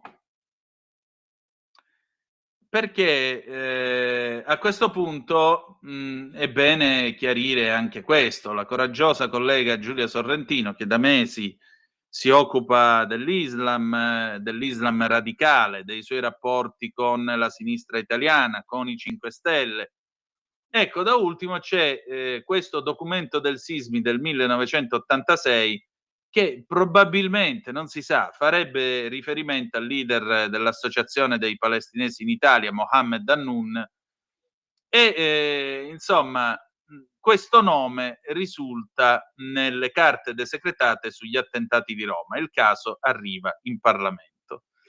State un po' a sentire che cosa succede. Un nome, Mohammed Hannoun, che è lo stesso del presidente dell'API, l'Associazione dei Palestinesi in Italia, della BSPP e della Cupola d'Oro, protagonista dell'inchiesta del Tempo. E l'ultimo mistero che rispunta dal passato nella strana e complessa storia dei legami più o meno celati tra Hamas e politica. Dobbiamo tornare al 1986, in pieno clima da anni di piombo. Roma è ferita da 2 attentati e si indaga nel mondo del terrorismo palestinese. Ed ecco che 40 anni dopo, grazie alla nostra inchiesta, dalle carte segretate del Sismi ricompare un documento. Un dossier oggi nella disponibilità del Parlamento che Renzi ha desecretato in parte nel 2014 e per cui si chiede che vengano desecretati ulteriori file relativi ai vertici di Abu Nidal, uno dei nomi chiave del terrorismo di matrice palestinese nella seconda metà del Novecento. Responsabili dell'attentato contro la sinagoga di Roma avvenuto il 9 ottobre del 1982, dell'attentato contro il Café de Paris del 16 settembre dell'85, ma anche dell'attentato a Fiumicino datato 27 di dicembre. Il tutto causando complessivamente 17 morti e 216 feriti. In quel file scopriamo solo oggi che c'è scritto un nome identico a quello di Mohammed Hannoun, l'uomo oggi più legato ad Hamas in Italia, al centro della nostra inchiesta, visti anche i suoi legami con la politica italiana di area Dem. Un caso di omonimia o qualcosa di più? Una domanda che potrebbe oggi trovare risposta, perché è stata presentata un'interrogazione che chiede proprio di far luce su questa coincidenza inquietante e mai rivelata. Ciò che il documento fa emergere è che Abu Nidal, oltre ai membri aderenti che ammontano ad alcune centinaia, sembra avesse una struttura organizzativa così composta. Il segretario generale dell'organizzazione era Sabri Khalil Abdul Hamid al-Banna. Il capo dei sottocomitati reclutamento e organizzazione corrispondeva a Ghassan Naji al-Ali con l'alias di dottor Ghassan. Il comitato militare per le azioni all'estero era sotto il controllo di Mustafa Hassan Murad Ismail, alias Abu Nizar. Le relazioni esterne erano gestite da Issam Afif Ibrahim Abdullah Odeh, alias Issam. L'istruzione militare faceva capo a Jamal Aboud, il comitato centrale dell'informazione proprio a Mohammed Hannoun. Hannoun che viene quindi ritenuto in un documento dei servizi segreti come uno dei capi del terrorismo. Data la serietà della questione che descriviamo da settimane, il deputato di Fratelli d'Italia Federico Mollicone ha firmato un'interrogazione indirizzata alla Presidenza del Consiglio, al Ministro dell'Interno, della Giustizia e della Difesa per capire quali iniziative si intendano adottare per comprendere se il Mohammed Hannoun nominato nelle carte provenienti dall'Archivio di Stato corrisponda o meno al Mohammed Hannoun della nostra inchiesta. Ed è per dirimere questo dubbio che viene richiesto se sia urgente la declassificazione degli atti relativi agli attentati. Così come, qualora dovessero emergere evidenze anche tramite la Procura di Genova in merito al suo coinvolgimento, si sollecitano procedure urgenti per renderlo persona non gradita allo Stato italiano. E non sarebbe la prima volta, qualora si trattasse del medesimo Hannoun, che viene emesso in atto un tentativo in passato non andato a buon fine di allontanarlo dal suolo italiano. Si tratta, qualora i due profili corrispondessero, di un soggetto ritenuto dal Dipartimento del Tesoro degli Stati Uniti d'America a capo di finte organizzazioni caritatevoli per finanziare l'ala militare di Hamas, un volto accostato a diversi esponenti della politica italiana. Sono andati in missione con la sua associazione, la BSPP, la pentastellata Stefania Ascari e l'ex grillino Alessandro Di Battista, ma è stato visto anche con l'europarlamentare del Movimento 5 Stelle Gaetano Pedullà, la deputata Dem Laura Boldrini, il fedelissimo di Elly Schlein Marco Furfaro, il leader di AVS Nicola Fratoianni e la relatrice speciale ONU Francesca Albanese. Vi rendete conto? Sì. È una rete molto fitta quella tra Hannun, il suo storico vice Suleiman Ijazi e le nostre istituzioni. Una rete i cui contorni sono chiari, ma i protagonisti non ci forniscono delucidazioni nonostante le molteplici domande. Ecco che oggi, alla luce di quanto emerso, dirimere questo interrogativo diventa più che mai fondamentale, oltre che una questione di sicurezza nazionale. È lui o non è lui? E ancora, Francesca Musacchio, l'allarme di Banca Italia, cresce il finanziamento al terrorismo jihadista. Il dossier dell'UIF, l'unità di informazione finanziaria, quindi anche qui stanno parlando persone estremamente informate dei fatti. Sono 340 le segnalazioni di operazioni sospette lo scorso anno, pari a un 14% in più. Donazioni simulate su piattaforme virtuali per alimentare la violenza dalla Siria alla Palestina.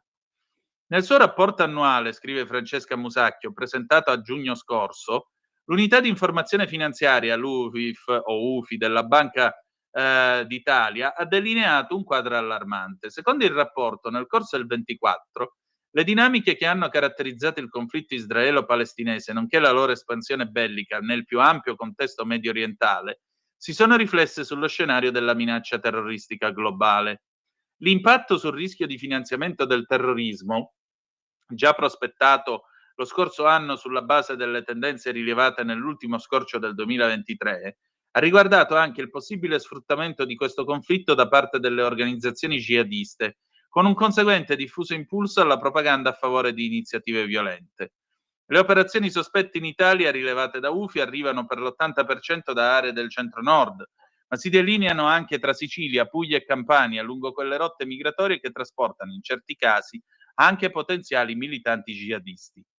I soldi partono da donazioni simulate, passando per piattaforme virtuali, si frazionano in microtransazioni e finiscono nei circuiti che alimentano la violenza in Palestina, Kurdistan, Siria.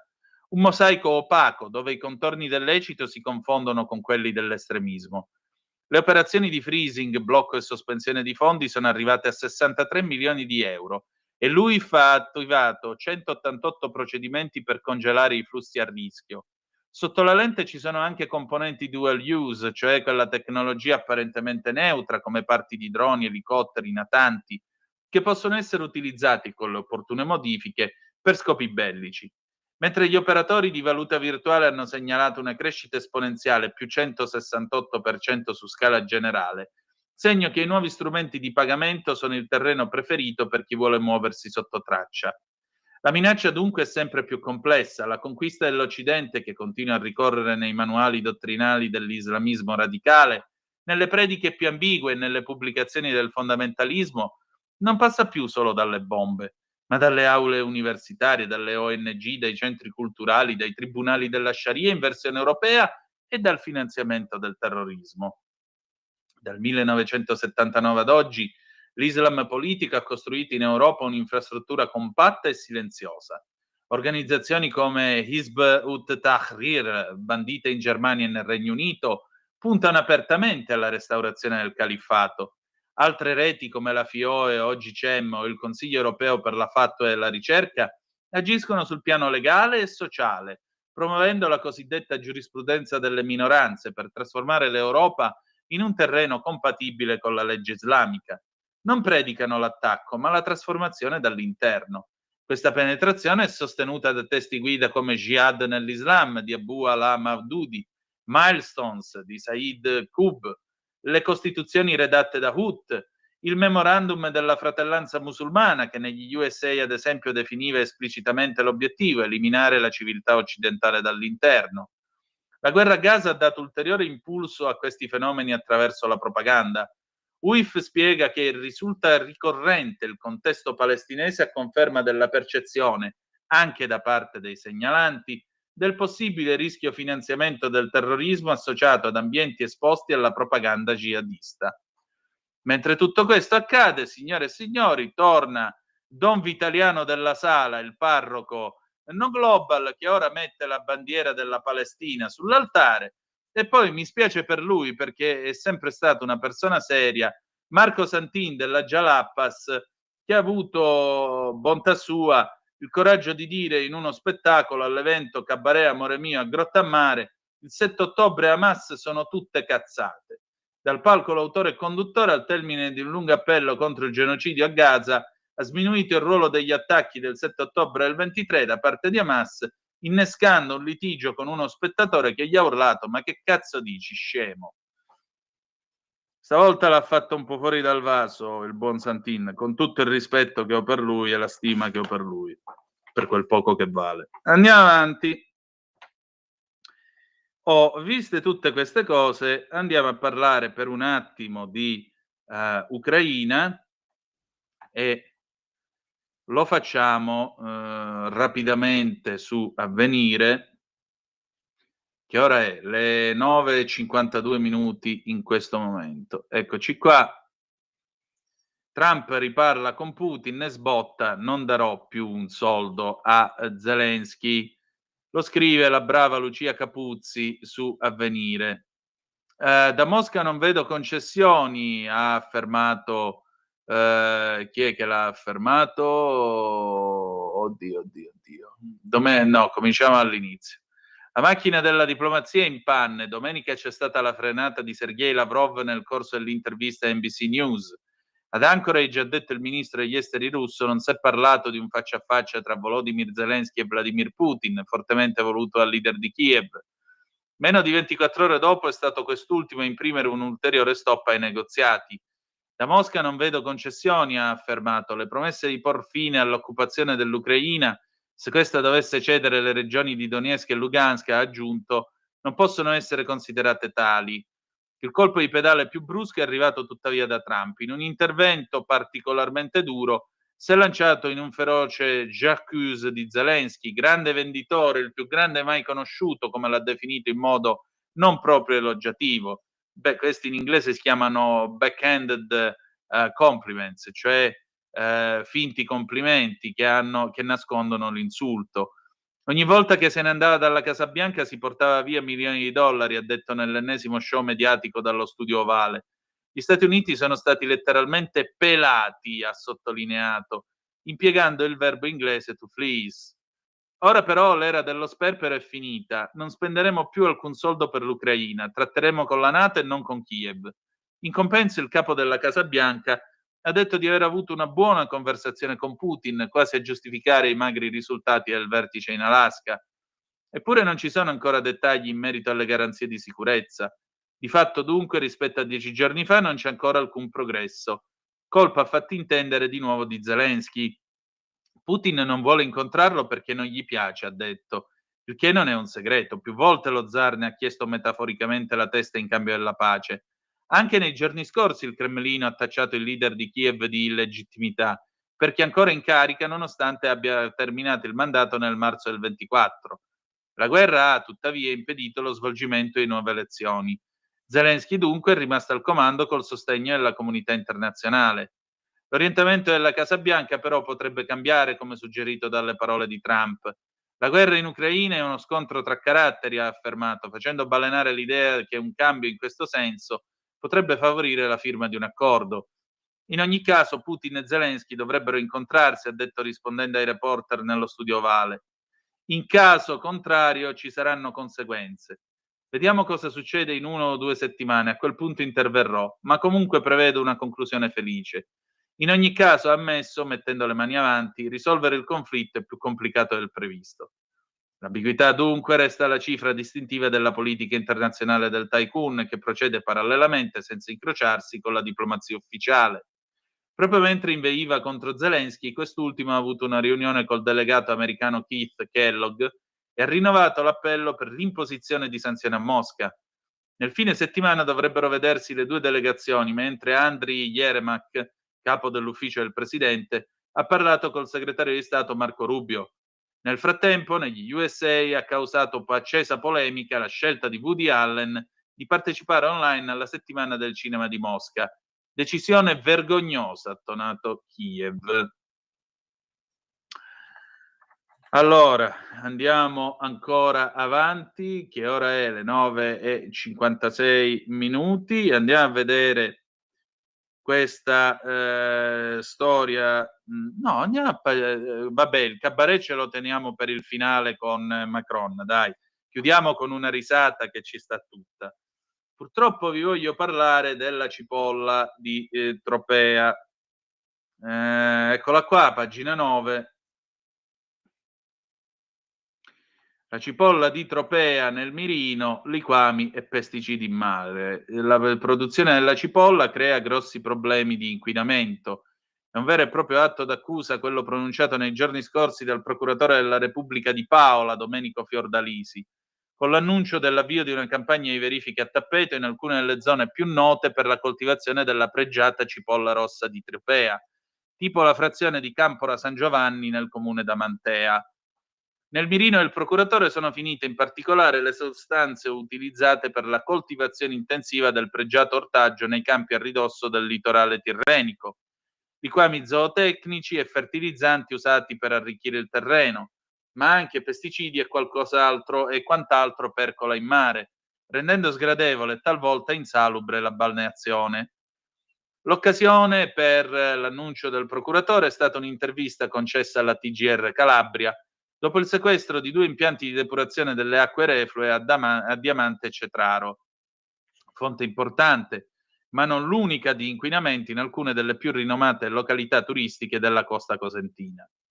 Subito dopo, infatti, Fiordalisi ha indicato gli scarichi abusivi nei fiumi e gli stabilimenti industriali nella parte più alta della provincia.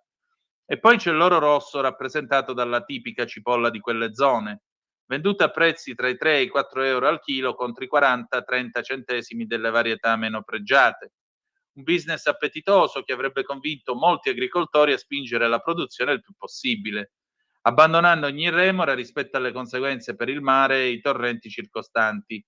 Per farsi un'idea del fenomeno, basta leggere il testo dell'ordinanza spiccata, come raccontato sull'edizione di ieri dell'Altra Voce Quotidiano, dal sindaco di uno dei comuni di Nocera Terinese, Saverio Russo, all'indomani dell'intervista del procuratore di Paola, per vietare l'uso, il deposito e lo spargimento di fertilizzanti chimici, diserbanti, pesticidi, liquami o altri materiali potenzialmente inquinanti, sia nei fondi agricoli confinanti col mare lungo tutta la fascia costiera, al fine di prevenire lo scarico diretto di sostanze inquinanti nel tratto marino, sia nei campi più interni entro 200 metri di distanza da pozzi idrici, corsi d'acqua naturali, fiumi, torrenti, canali di scolo, rii stagionali, sorgenti naturali, fonti d'acqua potabile. L'utilizzo improprio di fertilizzanti chimici, pesticidi, liquami zootecnici o altri materiali potenzialmente inquinanti può compromettere in modo grave la qualità delle acque superficiali e sotterranee, con rischi per la salute pubblica e l'ambiente. Questa è la premessa del provvedimento del primo cittadino è il comune del Catanzarese, comune che comprende anche fondi agricoli a ridosso della costa, dove l'uso dei prodotti inquinanti può riversarsi direttamente nel mare, alterando l'ecosistema marino e balneare. Le 9:52 59 minuti e 29-30 secondi in questo momento. Pausa, ci sentiamo Gianni Togni con Luna del 1980 e poi torniamo con Macron tra poco. Stai ascoltando Radio Libertà, la tua voce libera, senza filtri né censure, la tua radio.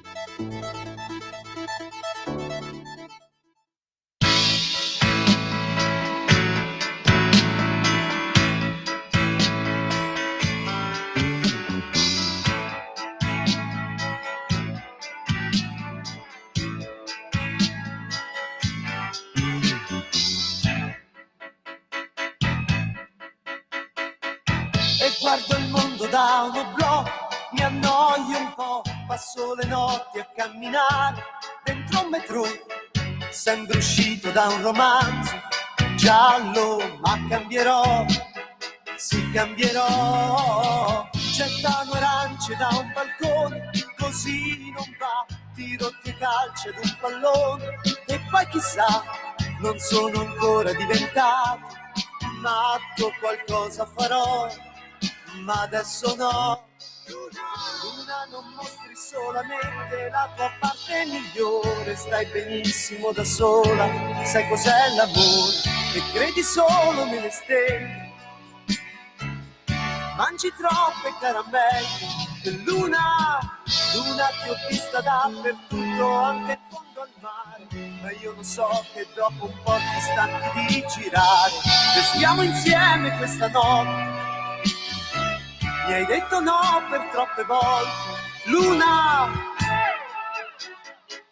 E guardo il mondo da un oblò, mi annoio un po', se sono triste mi travesto come Pierrot, poi salgo sopra i tetti e grido al vento, guarda che anch'io ho fatto appunti con Dio. Ho 1000 libri sotto il letto, non leggo più, ho 1000 sogni in un cassetto, non lo apro più. Parlo da solo e mi confondo e penso che in fondo sì, sto bene così. Luna, Luna, tu parli solamente a chi è innamorato, chissà quante canzoni ti hanno già dedicato, ma io non sono come gli altri, perché ho progetti più importanti.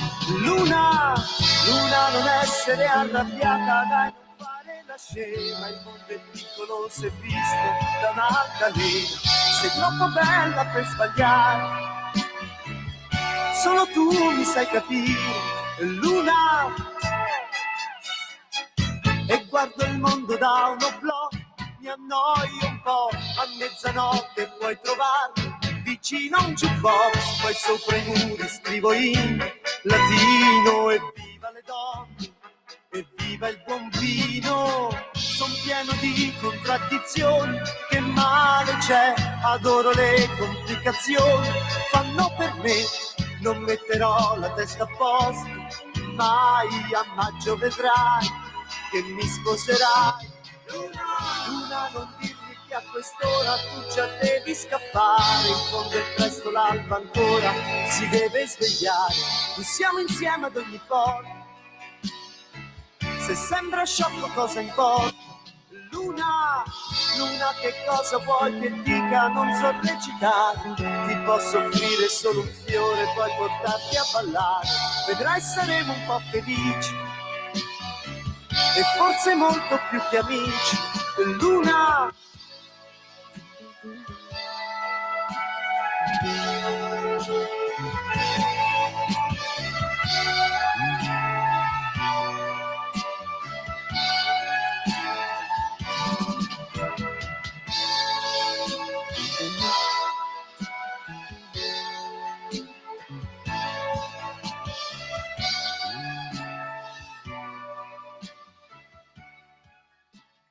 Oh, ed era il 1980 quando Gianni Togni cantava Luna perché guardava il mondo da un oblò e si annoiava un po'. Io voglio salutare gli amici che ci seguono attraverso Facebook, Valentino Angelini, buongiorno a te, Claudio Giorgio Madei, buongiorno pure a te.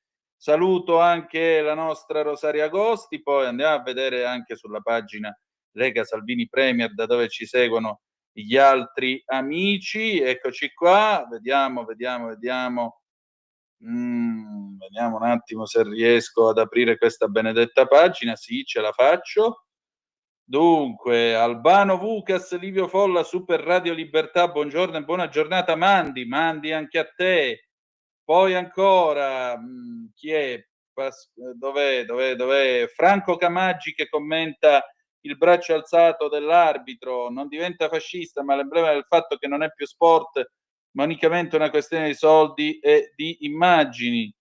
Ancora, andiamo avanti.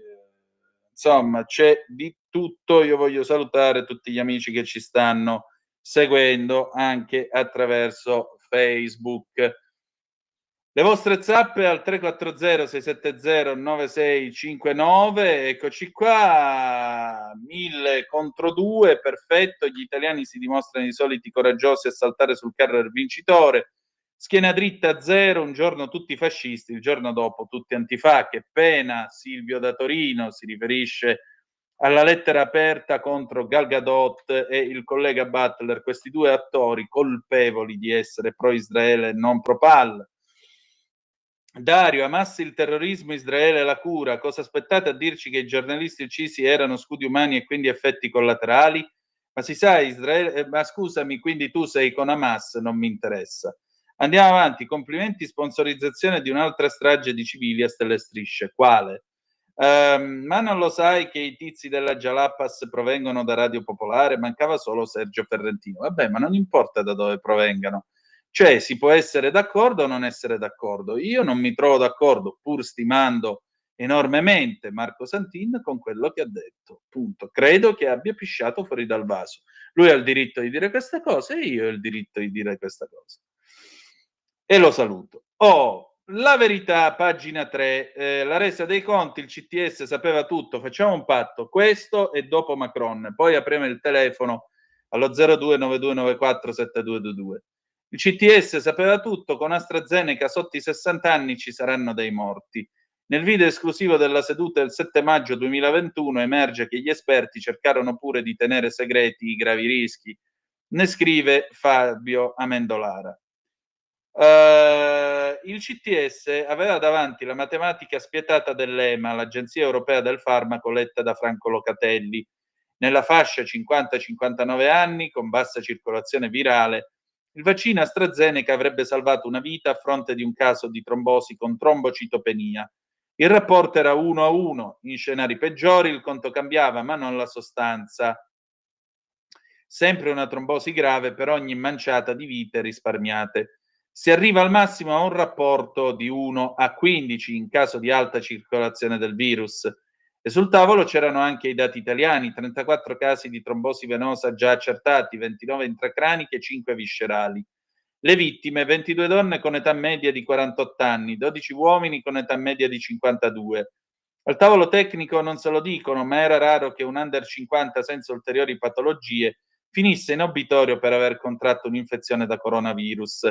La conta dei morti per effetti avversi invece comincia a farsi seria. È un evento raro, ma allo stesso tempo un effetto riconosciuto associato alla vaccinazione, scandito Nato Greco nel corso della riunione. Eppure si continuarono a vaccinare dai 50 anni in giù come se quei numeri non esistessero. Ancora, vediamo un po'. Il discorso sul rapporto rischio-beneficio lo si fa ed è giusto, però in questo caso abbiamo altre opzioni, che sono altri vaccini che non hanno questo problema, avvertì Sergio Abrignani, aggiungendo che se esistevano alternative più sicure, non aveva senso rischiare anche un solo morto per somministrare l'AstraZeneca. Meglio ritardare di 10 giorni l'arrivo delle forniture. In quelle parole c'era tutto. Il CTS sapeva che si poteva evitare e sapeva anche che il costo umano non era accettabile. Giorgio Palù fu altrettanto chiaro. Sappiamo di un meccanismo patogenetico che accomuna tutti i vaccini a vettore adenovirus. Se dovessi dare il mio parere non andrei oltre però 50-59 anni. È una cosa che darei con molta difficoltà, lo dico veramente, lo darei con difficoltà. La difficoltà c'era, il rischio pure, ma nessuno si prese la responsabilità di tirare il freno a mano. La bioeticista del gruppo, Cinzia Caporale, ricorda a tutti che Macron ha cominciato a fare una campagna di donazione del vaccino AstraZeneca a paesi emergenti perché lì è una questione tra non avere nulla e avere un vaccino subottimale. La preposizione sub, sotto, davanti a ottimale, esprime chiaramente il giudizio che in quel momento il CTS aveva di AstraZeneca. Le parole della Caporale avrebbero dovuto introdurre una riflessione. AstraZeneca può andare bene dove non ci sono alternative, ma in Italia diventa una scelta eticamente ingiustificabile. Ma non è l'unico campanello d'allarme suonato dalla Caporale. Io capisco la necessità di utilizzare tutti i vaccini che si hanno, li abbiamo ordinati, li abbiamo comprati o altro. Però attenzione, perché alla fine le persone, poi la stampa è libera, i commenti ci sono, altri studiosi faranno le loro analisi sui dati, quindi non è che possiamo restare, come dire, ancorati a un disegno ideale che ci figuriamo se poi il dato contrasta con questo. Insomma, anche se i vaccini sono stati comprati ed è meglio non sprecarli, bisogna pur stare attenti a quei cattivoni dei giornalisti che potrebbero denunciare eventuali errori. Il CTS prende tempo, mi pare ci sia consenso nel richiedere dati addizionali al commissario, che in quel momento era il generale Figliuolo, per quel che riguarda sia i numeri precisi di vaccini che si avranno da qui alla fine di giugno, sia il numero della popolazione nella fascia 50-59, dice Locatelli. Poi c'è un grottesco siparietto. Giorgio, riprende Locatelli, a scendere sotto quella fascia non ci si pensa minimamente. I carabinieri che hanno trascritto quella riunione per la procura di Genova annotano, i due ridono. Ed è in quelle risate che si misura la distanza tra chi, chiuso nelle stanze, prendeva con leggerezza i calcoli sui rischi e chi invece, dal peso di quanto veniva deliberato in quel contesto, rischiava di essere schiacciato. Amen. Bene, chiudiamo con Macron. Facciamo un po' di cabaret, ma certo è difficile fare cabaret dopo quello che abbiamo appena letto. Pagina 3 di Libero, i guai dell'Eliseo, verso l'8 settembre di Macron. Il governo francese traballa, Parigi litiga con Italia e USA, il primo ministro Bayrou chiederà la fiducia all'Assemblea nazionale ma non ha i voti e dovrà farsi da parte. Era l'ultima carta del presidente contro lo stallo. Altra lite dopo il caso Salvini, l'ambasciatore americano accusa Emmanuel di non opporsi all'antisemitismo e viene convocato. Tutti i partiti di sinistra, tranne per ora il Partito Socialista, hanno già dichiarato che voteranno la sfiducia al governo Bayrou. Come si può riporre fiducia in una maggioranza che ha un bilancio così negativo e che ha causato così tanti danni dal 2017? Vogliamo una politica in grado di rispondere alle emergenze sociali e climatiche. Vogliamo un altro governo, ha detto Fabien Roussel, leader del Partito Comunista. Gli ecologisti non hanno fiducia in questo primo ministro che porta avanti un progetto irresponsabile sia dal punto di vista sociale che ambientale. Voteremo contro. Ha rincarato la dose Marine Tondelier, segretaria dei Verdi francesi, seguita dalla France Insoumise, il partito della sinistra radicale. I deputati Insoumise voteranno per far cadere il governo, ha affermato Manuel Bompard, coordinatore nazionale di La France Insoumise. Forse si spiega anche con la consapevolezza che l'autunno sarà caldissimo, tra proteste di piazza e un governo prossimo alla caduta, l'ipersuscettibilità dell'Eliseo per qualsiasi critica alla Francia sotto la gestione Macron. Dopo aver convocato l'ambasciatrice italiana a Parigi, Emanuela D'Alessandro, per alcuni commenti del leader della Lega Matteo Salvini giudicati inaccettabili, Macron ha deciso di fare lo stesso con i rappresentanti diplomatici, col rappresentante diplomatico a Parigi degli Stati Uniti, Charles Kushner, reo di aver mosso una critica al modo in cui Parigi sta affrontando il problema dell'antisemitismo e anzi lo sta alimentando attraverso le sue decisioni pro-Palestina e contro lo Stato ebraico. Paura questa Francia. I transalpini si schierano con Matteo, sul social del giornale Le Figaro, boom di commenti anti-Macron, nessuno vuole la guerra. I galletti stanno tutti con Matteo, scrive Massimo Sanvito. E non è solo per via della sua amicizia con Marine Le Pen, leader del primo partito francese, il Rassemblement National. Eccone una carrellata. Macron dovrebbe essere convocato per i suoi discorsi, Salvini ha ragione. Cosa c'è di inaccettabile in quello che dice Salvini? Finalmente qualcuno che si permette di parlargli senza filtri e che pone la responsabilità del suo discorso. Ha ragione Salvini, nessuno vuole la guerra. Ha ragione, signor Salvini, la Francia deve seguire l'esempio dell'Italia. Salvini è bravissimo. Salvini ha detto quello che molti pensano. Ottima osservazione di Messier Salvini rispetto ai suoi soldati. La verità assoluta, la Francia ha sempre addestrato il mondo in guerre sporche. Spero che Salvini non chieda scuse e suggerisca a Petit Macron di andare a fare il suo servizio militare, visto che lui non sa cosa sia. Salvini ha ragione, quanto a Macron è come sempre, non sopporta le critiche. Capito? In Francia la credibilità e la popolarità del piccolo Napoleone sono ai minimi storici. Dalla sua parte è rimasta solo la sinistra italiana, come Deborah Serracchiani della segreteria nazionale PD. Quest'anno non c'è il papete, ma non manca lo spettacolo estivo di Salvini, penoso e irrilevante. Andasse a dirla ai francesi. Bene, con questo chiudo la condivisione schermo, boys, e apriamo il telefono allo 0292947222 se volete intervenire. Da questo momento il magnifico apparecchio sviluppato da Antonio Meucci, cui Bell rubò il brevetto, ci permette di entrare in comunicazione. E le italiche onde guidate dal genio di Marconi ci permettono di arrivare nelle orecchie, signore e signori. Andiamo a vedere. Scusate, non sono con Hamas, ma Liberamente dove è finito? Buona giornata a tutti. Alle 15 è il Liberamente. Oppure puoi andare su radiolibertà.net, che ti ricordo è anche un bellissimo giornale online, e quindi troverai non solo il Liberamente, ma anche altre belle cosine che ogni giorno, è vero, vengono pubblicate sul nostro bellissimo sito, ladies and gentlemen, radiolibertà.net. signore e signori. Oggi vi anticipo già che alle 12 ci sarà Capitaneria di Porto, come sempre. 2 grandi ospiti, Ruben Razzante, professore di diritto dell'informazione, esperto di comunicazione. Parleremo del cortocircuito tra stampa e giudici che si è verificato soprattutto con questa inchiesta che si sta lentamente sgonfiando sull'edilizia a Milano, e poi avremo la professoressa Anna Bono, africanista di Vaglia, contributor della Nuova Bussola Quotidiana, che parlerà con noi non solo del fatto che, diciamo così, in Sudafrica l'educazione sessuale lasci molto a desiderare, ma anche e soprattutto del galantuomo, si fa per dire, che in quelle dell'aeroporto di Malpensa è riuscito a entrare con una bottiglietta con mezzo litrozzo di benzina, un martello, ed è andato a spaccare monitor e a dare fuoco al check-in di un aeroporto intercontinentale. Champagne! Ma adesso abbiamo 3 telefonate. Pronto, chi è là? Pronto? Oi là! Hello, Buondì. ciao Antonino, sono il marinaio camminatore. Maresciallo, Anche stamattina sto andando a piedi in giro. comandi. Non ho capito. Comandi, dico. No.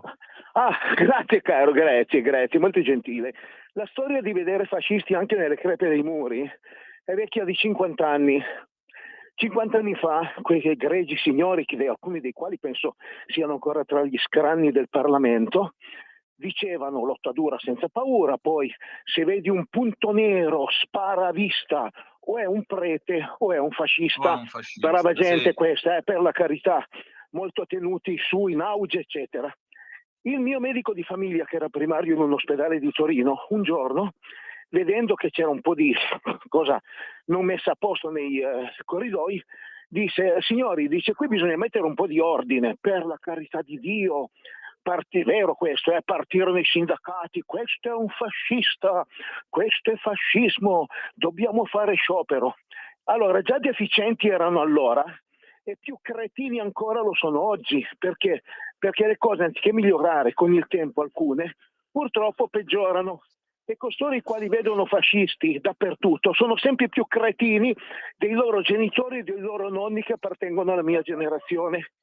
Ti saluto, grazie, perché comincio a essere stanco. Ciao, grazie a te, un abbraccio. Ciao. Altra telefonata, pronto, chi è là? Sono in linea? Sì, buondì carissimo. Buongiorno carissimo. Senti, io ho sentito la rassegna stampa di stamattina che come sempre tu fai egregiamente.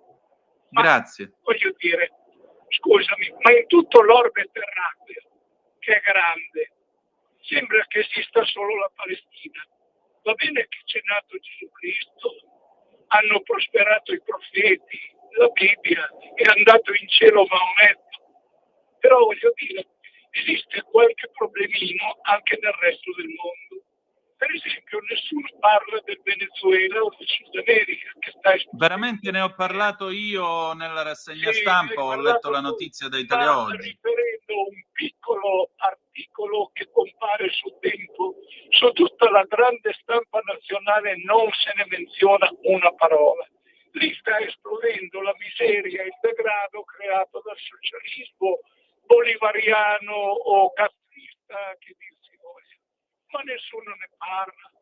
Non so come mai, ma poi c'è anche la tensione tra Taiwan e la Cina, poi c'è anche mezza Africa che sobbolle, poi ci sono morti cristiani in tutto il mondo, però nessuno ne parla, esiste solo la Palestina. Spiegami un po' l'arcano, grazie.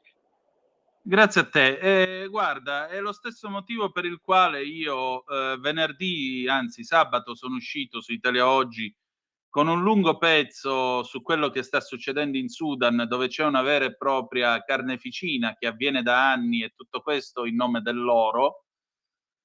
E però siamo sempre lì, i giornaloni non ne scrivono, Italia Oggi sì, però io non è che mi posso venire a citare nella rassegna stampa, abbi pazienza, se no qua stiamo a fare veramente Radio Danna International. 1, 2, io la notizia sul Venezuela l'ho data e ti dico la verità, già lo stavo attenzionando da qualche giorno sul sito della BBC, Poi per motivi di tempo non avevo potuto leggervi la notizia, ma come vedi stamattina con Italia Oggi vi abbiamo detto quello che gli altri non dicono. Perché? Perché i giornaloni, come vedete, vanno a farfalle dietro a lettere aperte pro-Palestina, polemiche sulla mostra di Venezia, eccetera, eccetera. Questo è il motivo. Il mio maestro Pierluigi Magnaschi sostiene una tesi molto chiara, che il giornalismo è fatto di facce e di storie. Se non ci sono questi due ingredienti, non è giornalismo. E purtroppo, l'altra osservazione che fa lui e che faccio anch'io mia, da tempo il giornalismo è in crisi perché non fa più né facce né storie e ci si perde appresso a polemiche che lasciano il tempo che trovano, discussioni, cose, l'arbitro che alza il braccio ed è fascista, il ritorno del fascismo, tutte ste cazzate qua. Mentre invece nel mondo, come tu giustamente dici, ci sono tanti conflitti gravissimi di cui non si parla. Quindi grazie per averlo fatto. Altra telefonata, pronto chi è là? Ciao Antonino, sono Marco da Mantova. Oh, eccolo il maestro, buongiorno a te, dimmi. Buongiorno a te caro. Allora, intanto parliamo ma brevissimamente di calcio. Ormai quando siamo arrivati ad un punto che si contesta l'incontestabile, tutto può essere contestato purché venga da sinistra, anche il braccio alzato dell'arbitro che segnala un fallo, un calcio di rigore. Siamo alla follia, non hanno più argomenti e quindi si aggrappano a tutto. Poco fa hai letto un messaggio che ti era arrivato riguardo all'ennesima carneficina degli Stati Uniti. Beh, ovviamente chi l'ha scritto fa riferimento al Venezuela, quindi, ma del resto a sinistra si sa che amano le dittature, quindi tutto ciò che viene fatto per danneggiare una dittatura a loro non piace. E l'ultima cosa, che l'Islam avesse un obiettivo da sempre, da quando è nata la conquista dell'Europa, non è una novità.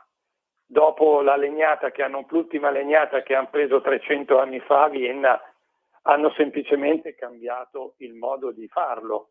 Quindi, come hai letto tu, attraverso l'interno, mandando qui milioni e milioni di persone che piano piano cambiano il nostro modo di vivere, aiutate da sentenze della magistratura o leggi della politica in nome del accogliamoci tutti, siamo accoglienti perché nel mondo siamo tutti uguali.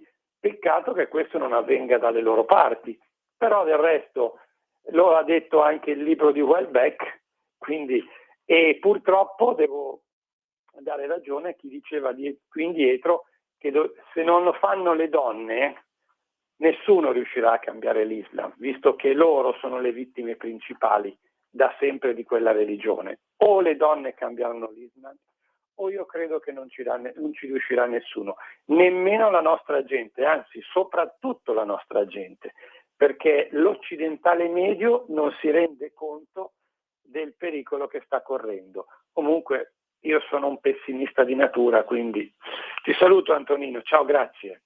Grazie a te carissimo. Altra telefonata, pronto chi è là? Sì, buongiorno, mi sente? Ciao Antonino? Gino. Sì, sei buongiorno. tu, vai. Nulla, vorrei parlare un attimo del potere giudiziario, la magistratura, dire un po' la mia. Io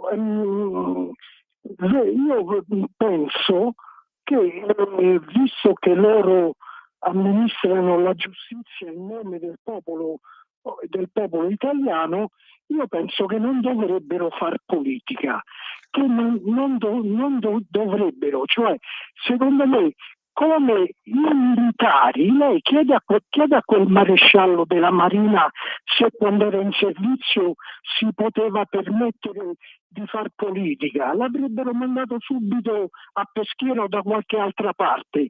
Ecco, come i militari, siccome loro hanno un forte potere, il potere giudiziario, e devono amministrare questa giustizia in nome del popolo, non possono farlo in nome solo di una parte politica ideologizzata. No, loro devono stare al di fuori e gli deve essere vietato né più e nemmeno come fatto come per i militari. Ecco, tutto qui. Che volevo volevo dire, speriamo che il governo si sbrighi pure a fare questa riforma sulla giustizia, che è importantissima. Grazie Antonino, grazie. Grazie carissimo. Altra telefonata, pronto, chi è là? Pronto, buongiorno Antonino, sono Blanca Briceno del Venezuela. Oh, benvenuta, benvenuta. Allora, cosa dicono gli amici dal Venezuela? Arriva Trump, che si fa? Ora registrata. La chiamata Dunque, viene diciamo, registrata. a IRESBEI non si la registro perché devo scrivere un comunicato, però gliela cancello assolutamente, Antonino. Data la trasmissione, quindi è lo Se uno stesso. Prego. segue le parole esatte che ha dato la Lewitt sono lì per contrapporsi ai cartelli della droga. Benissimo. Noi come Airesben consideriamo che la caduta di Maduro non significa la soluzione del sistema di Chavez. Ecco, da una parte. Dalla seconda parte, in questo momento non è veramente solo Maduro che sta esercitando il potere in Venezuela, ma lo sta pur esercitando il secondo da bordo, che è Diosdado Cabello.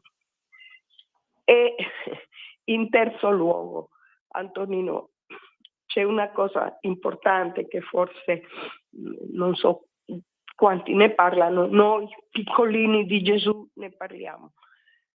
E tutto questo accordo che qualche settimana fa è stato fatto tra la Colombia e il Venezuela nella zona del Catatumbo, lì diciamo si corre il pericolo, perché non posso fare un'affermazione, sono a Sorso di Sardegna in questo momento, quindi però c'è una potenzialità che si crei una zona di Gaza, anche perché Hamas è forte consigliere, Hezbollah è forte consigliere e sostenitore.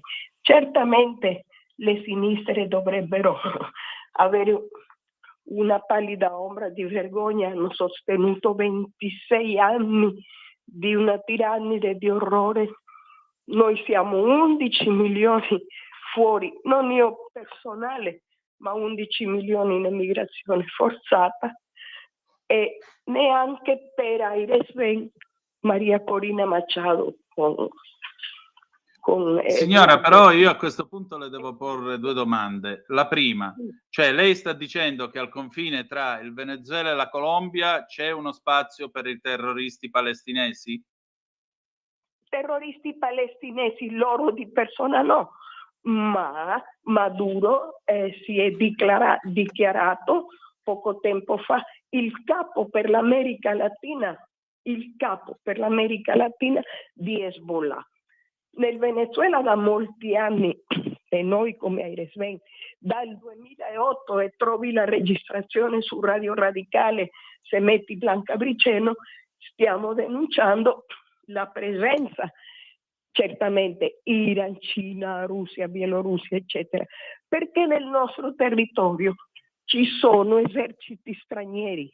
In più, la farsa di José Manuel Santos, quando la Norvegia, che ama il terrorismo, dico io personalmente, ha creato a Cuba la faccenda della pace, e la FARC, una parte ha accettato l'accordo, l'altra parte sono passati al Venezuela, hanno consegnato 7.000 armi, un esercito di più di 40.000 persone, e c'è una zona di diversi stati del Venezuela, cioè il limite ovest, no? Quindi noi li chiamiamo Estados, le regioni. Allora, Táchira, Mérida, Trujillo, Zulia.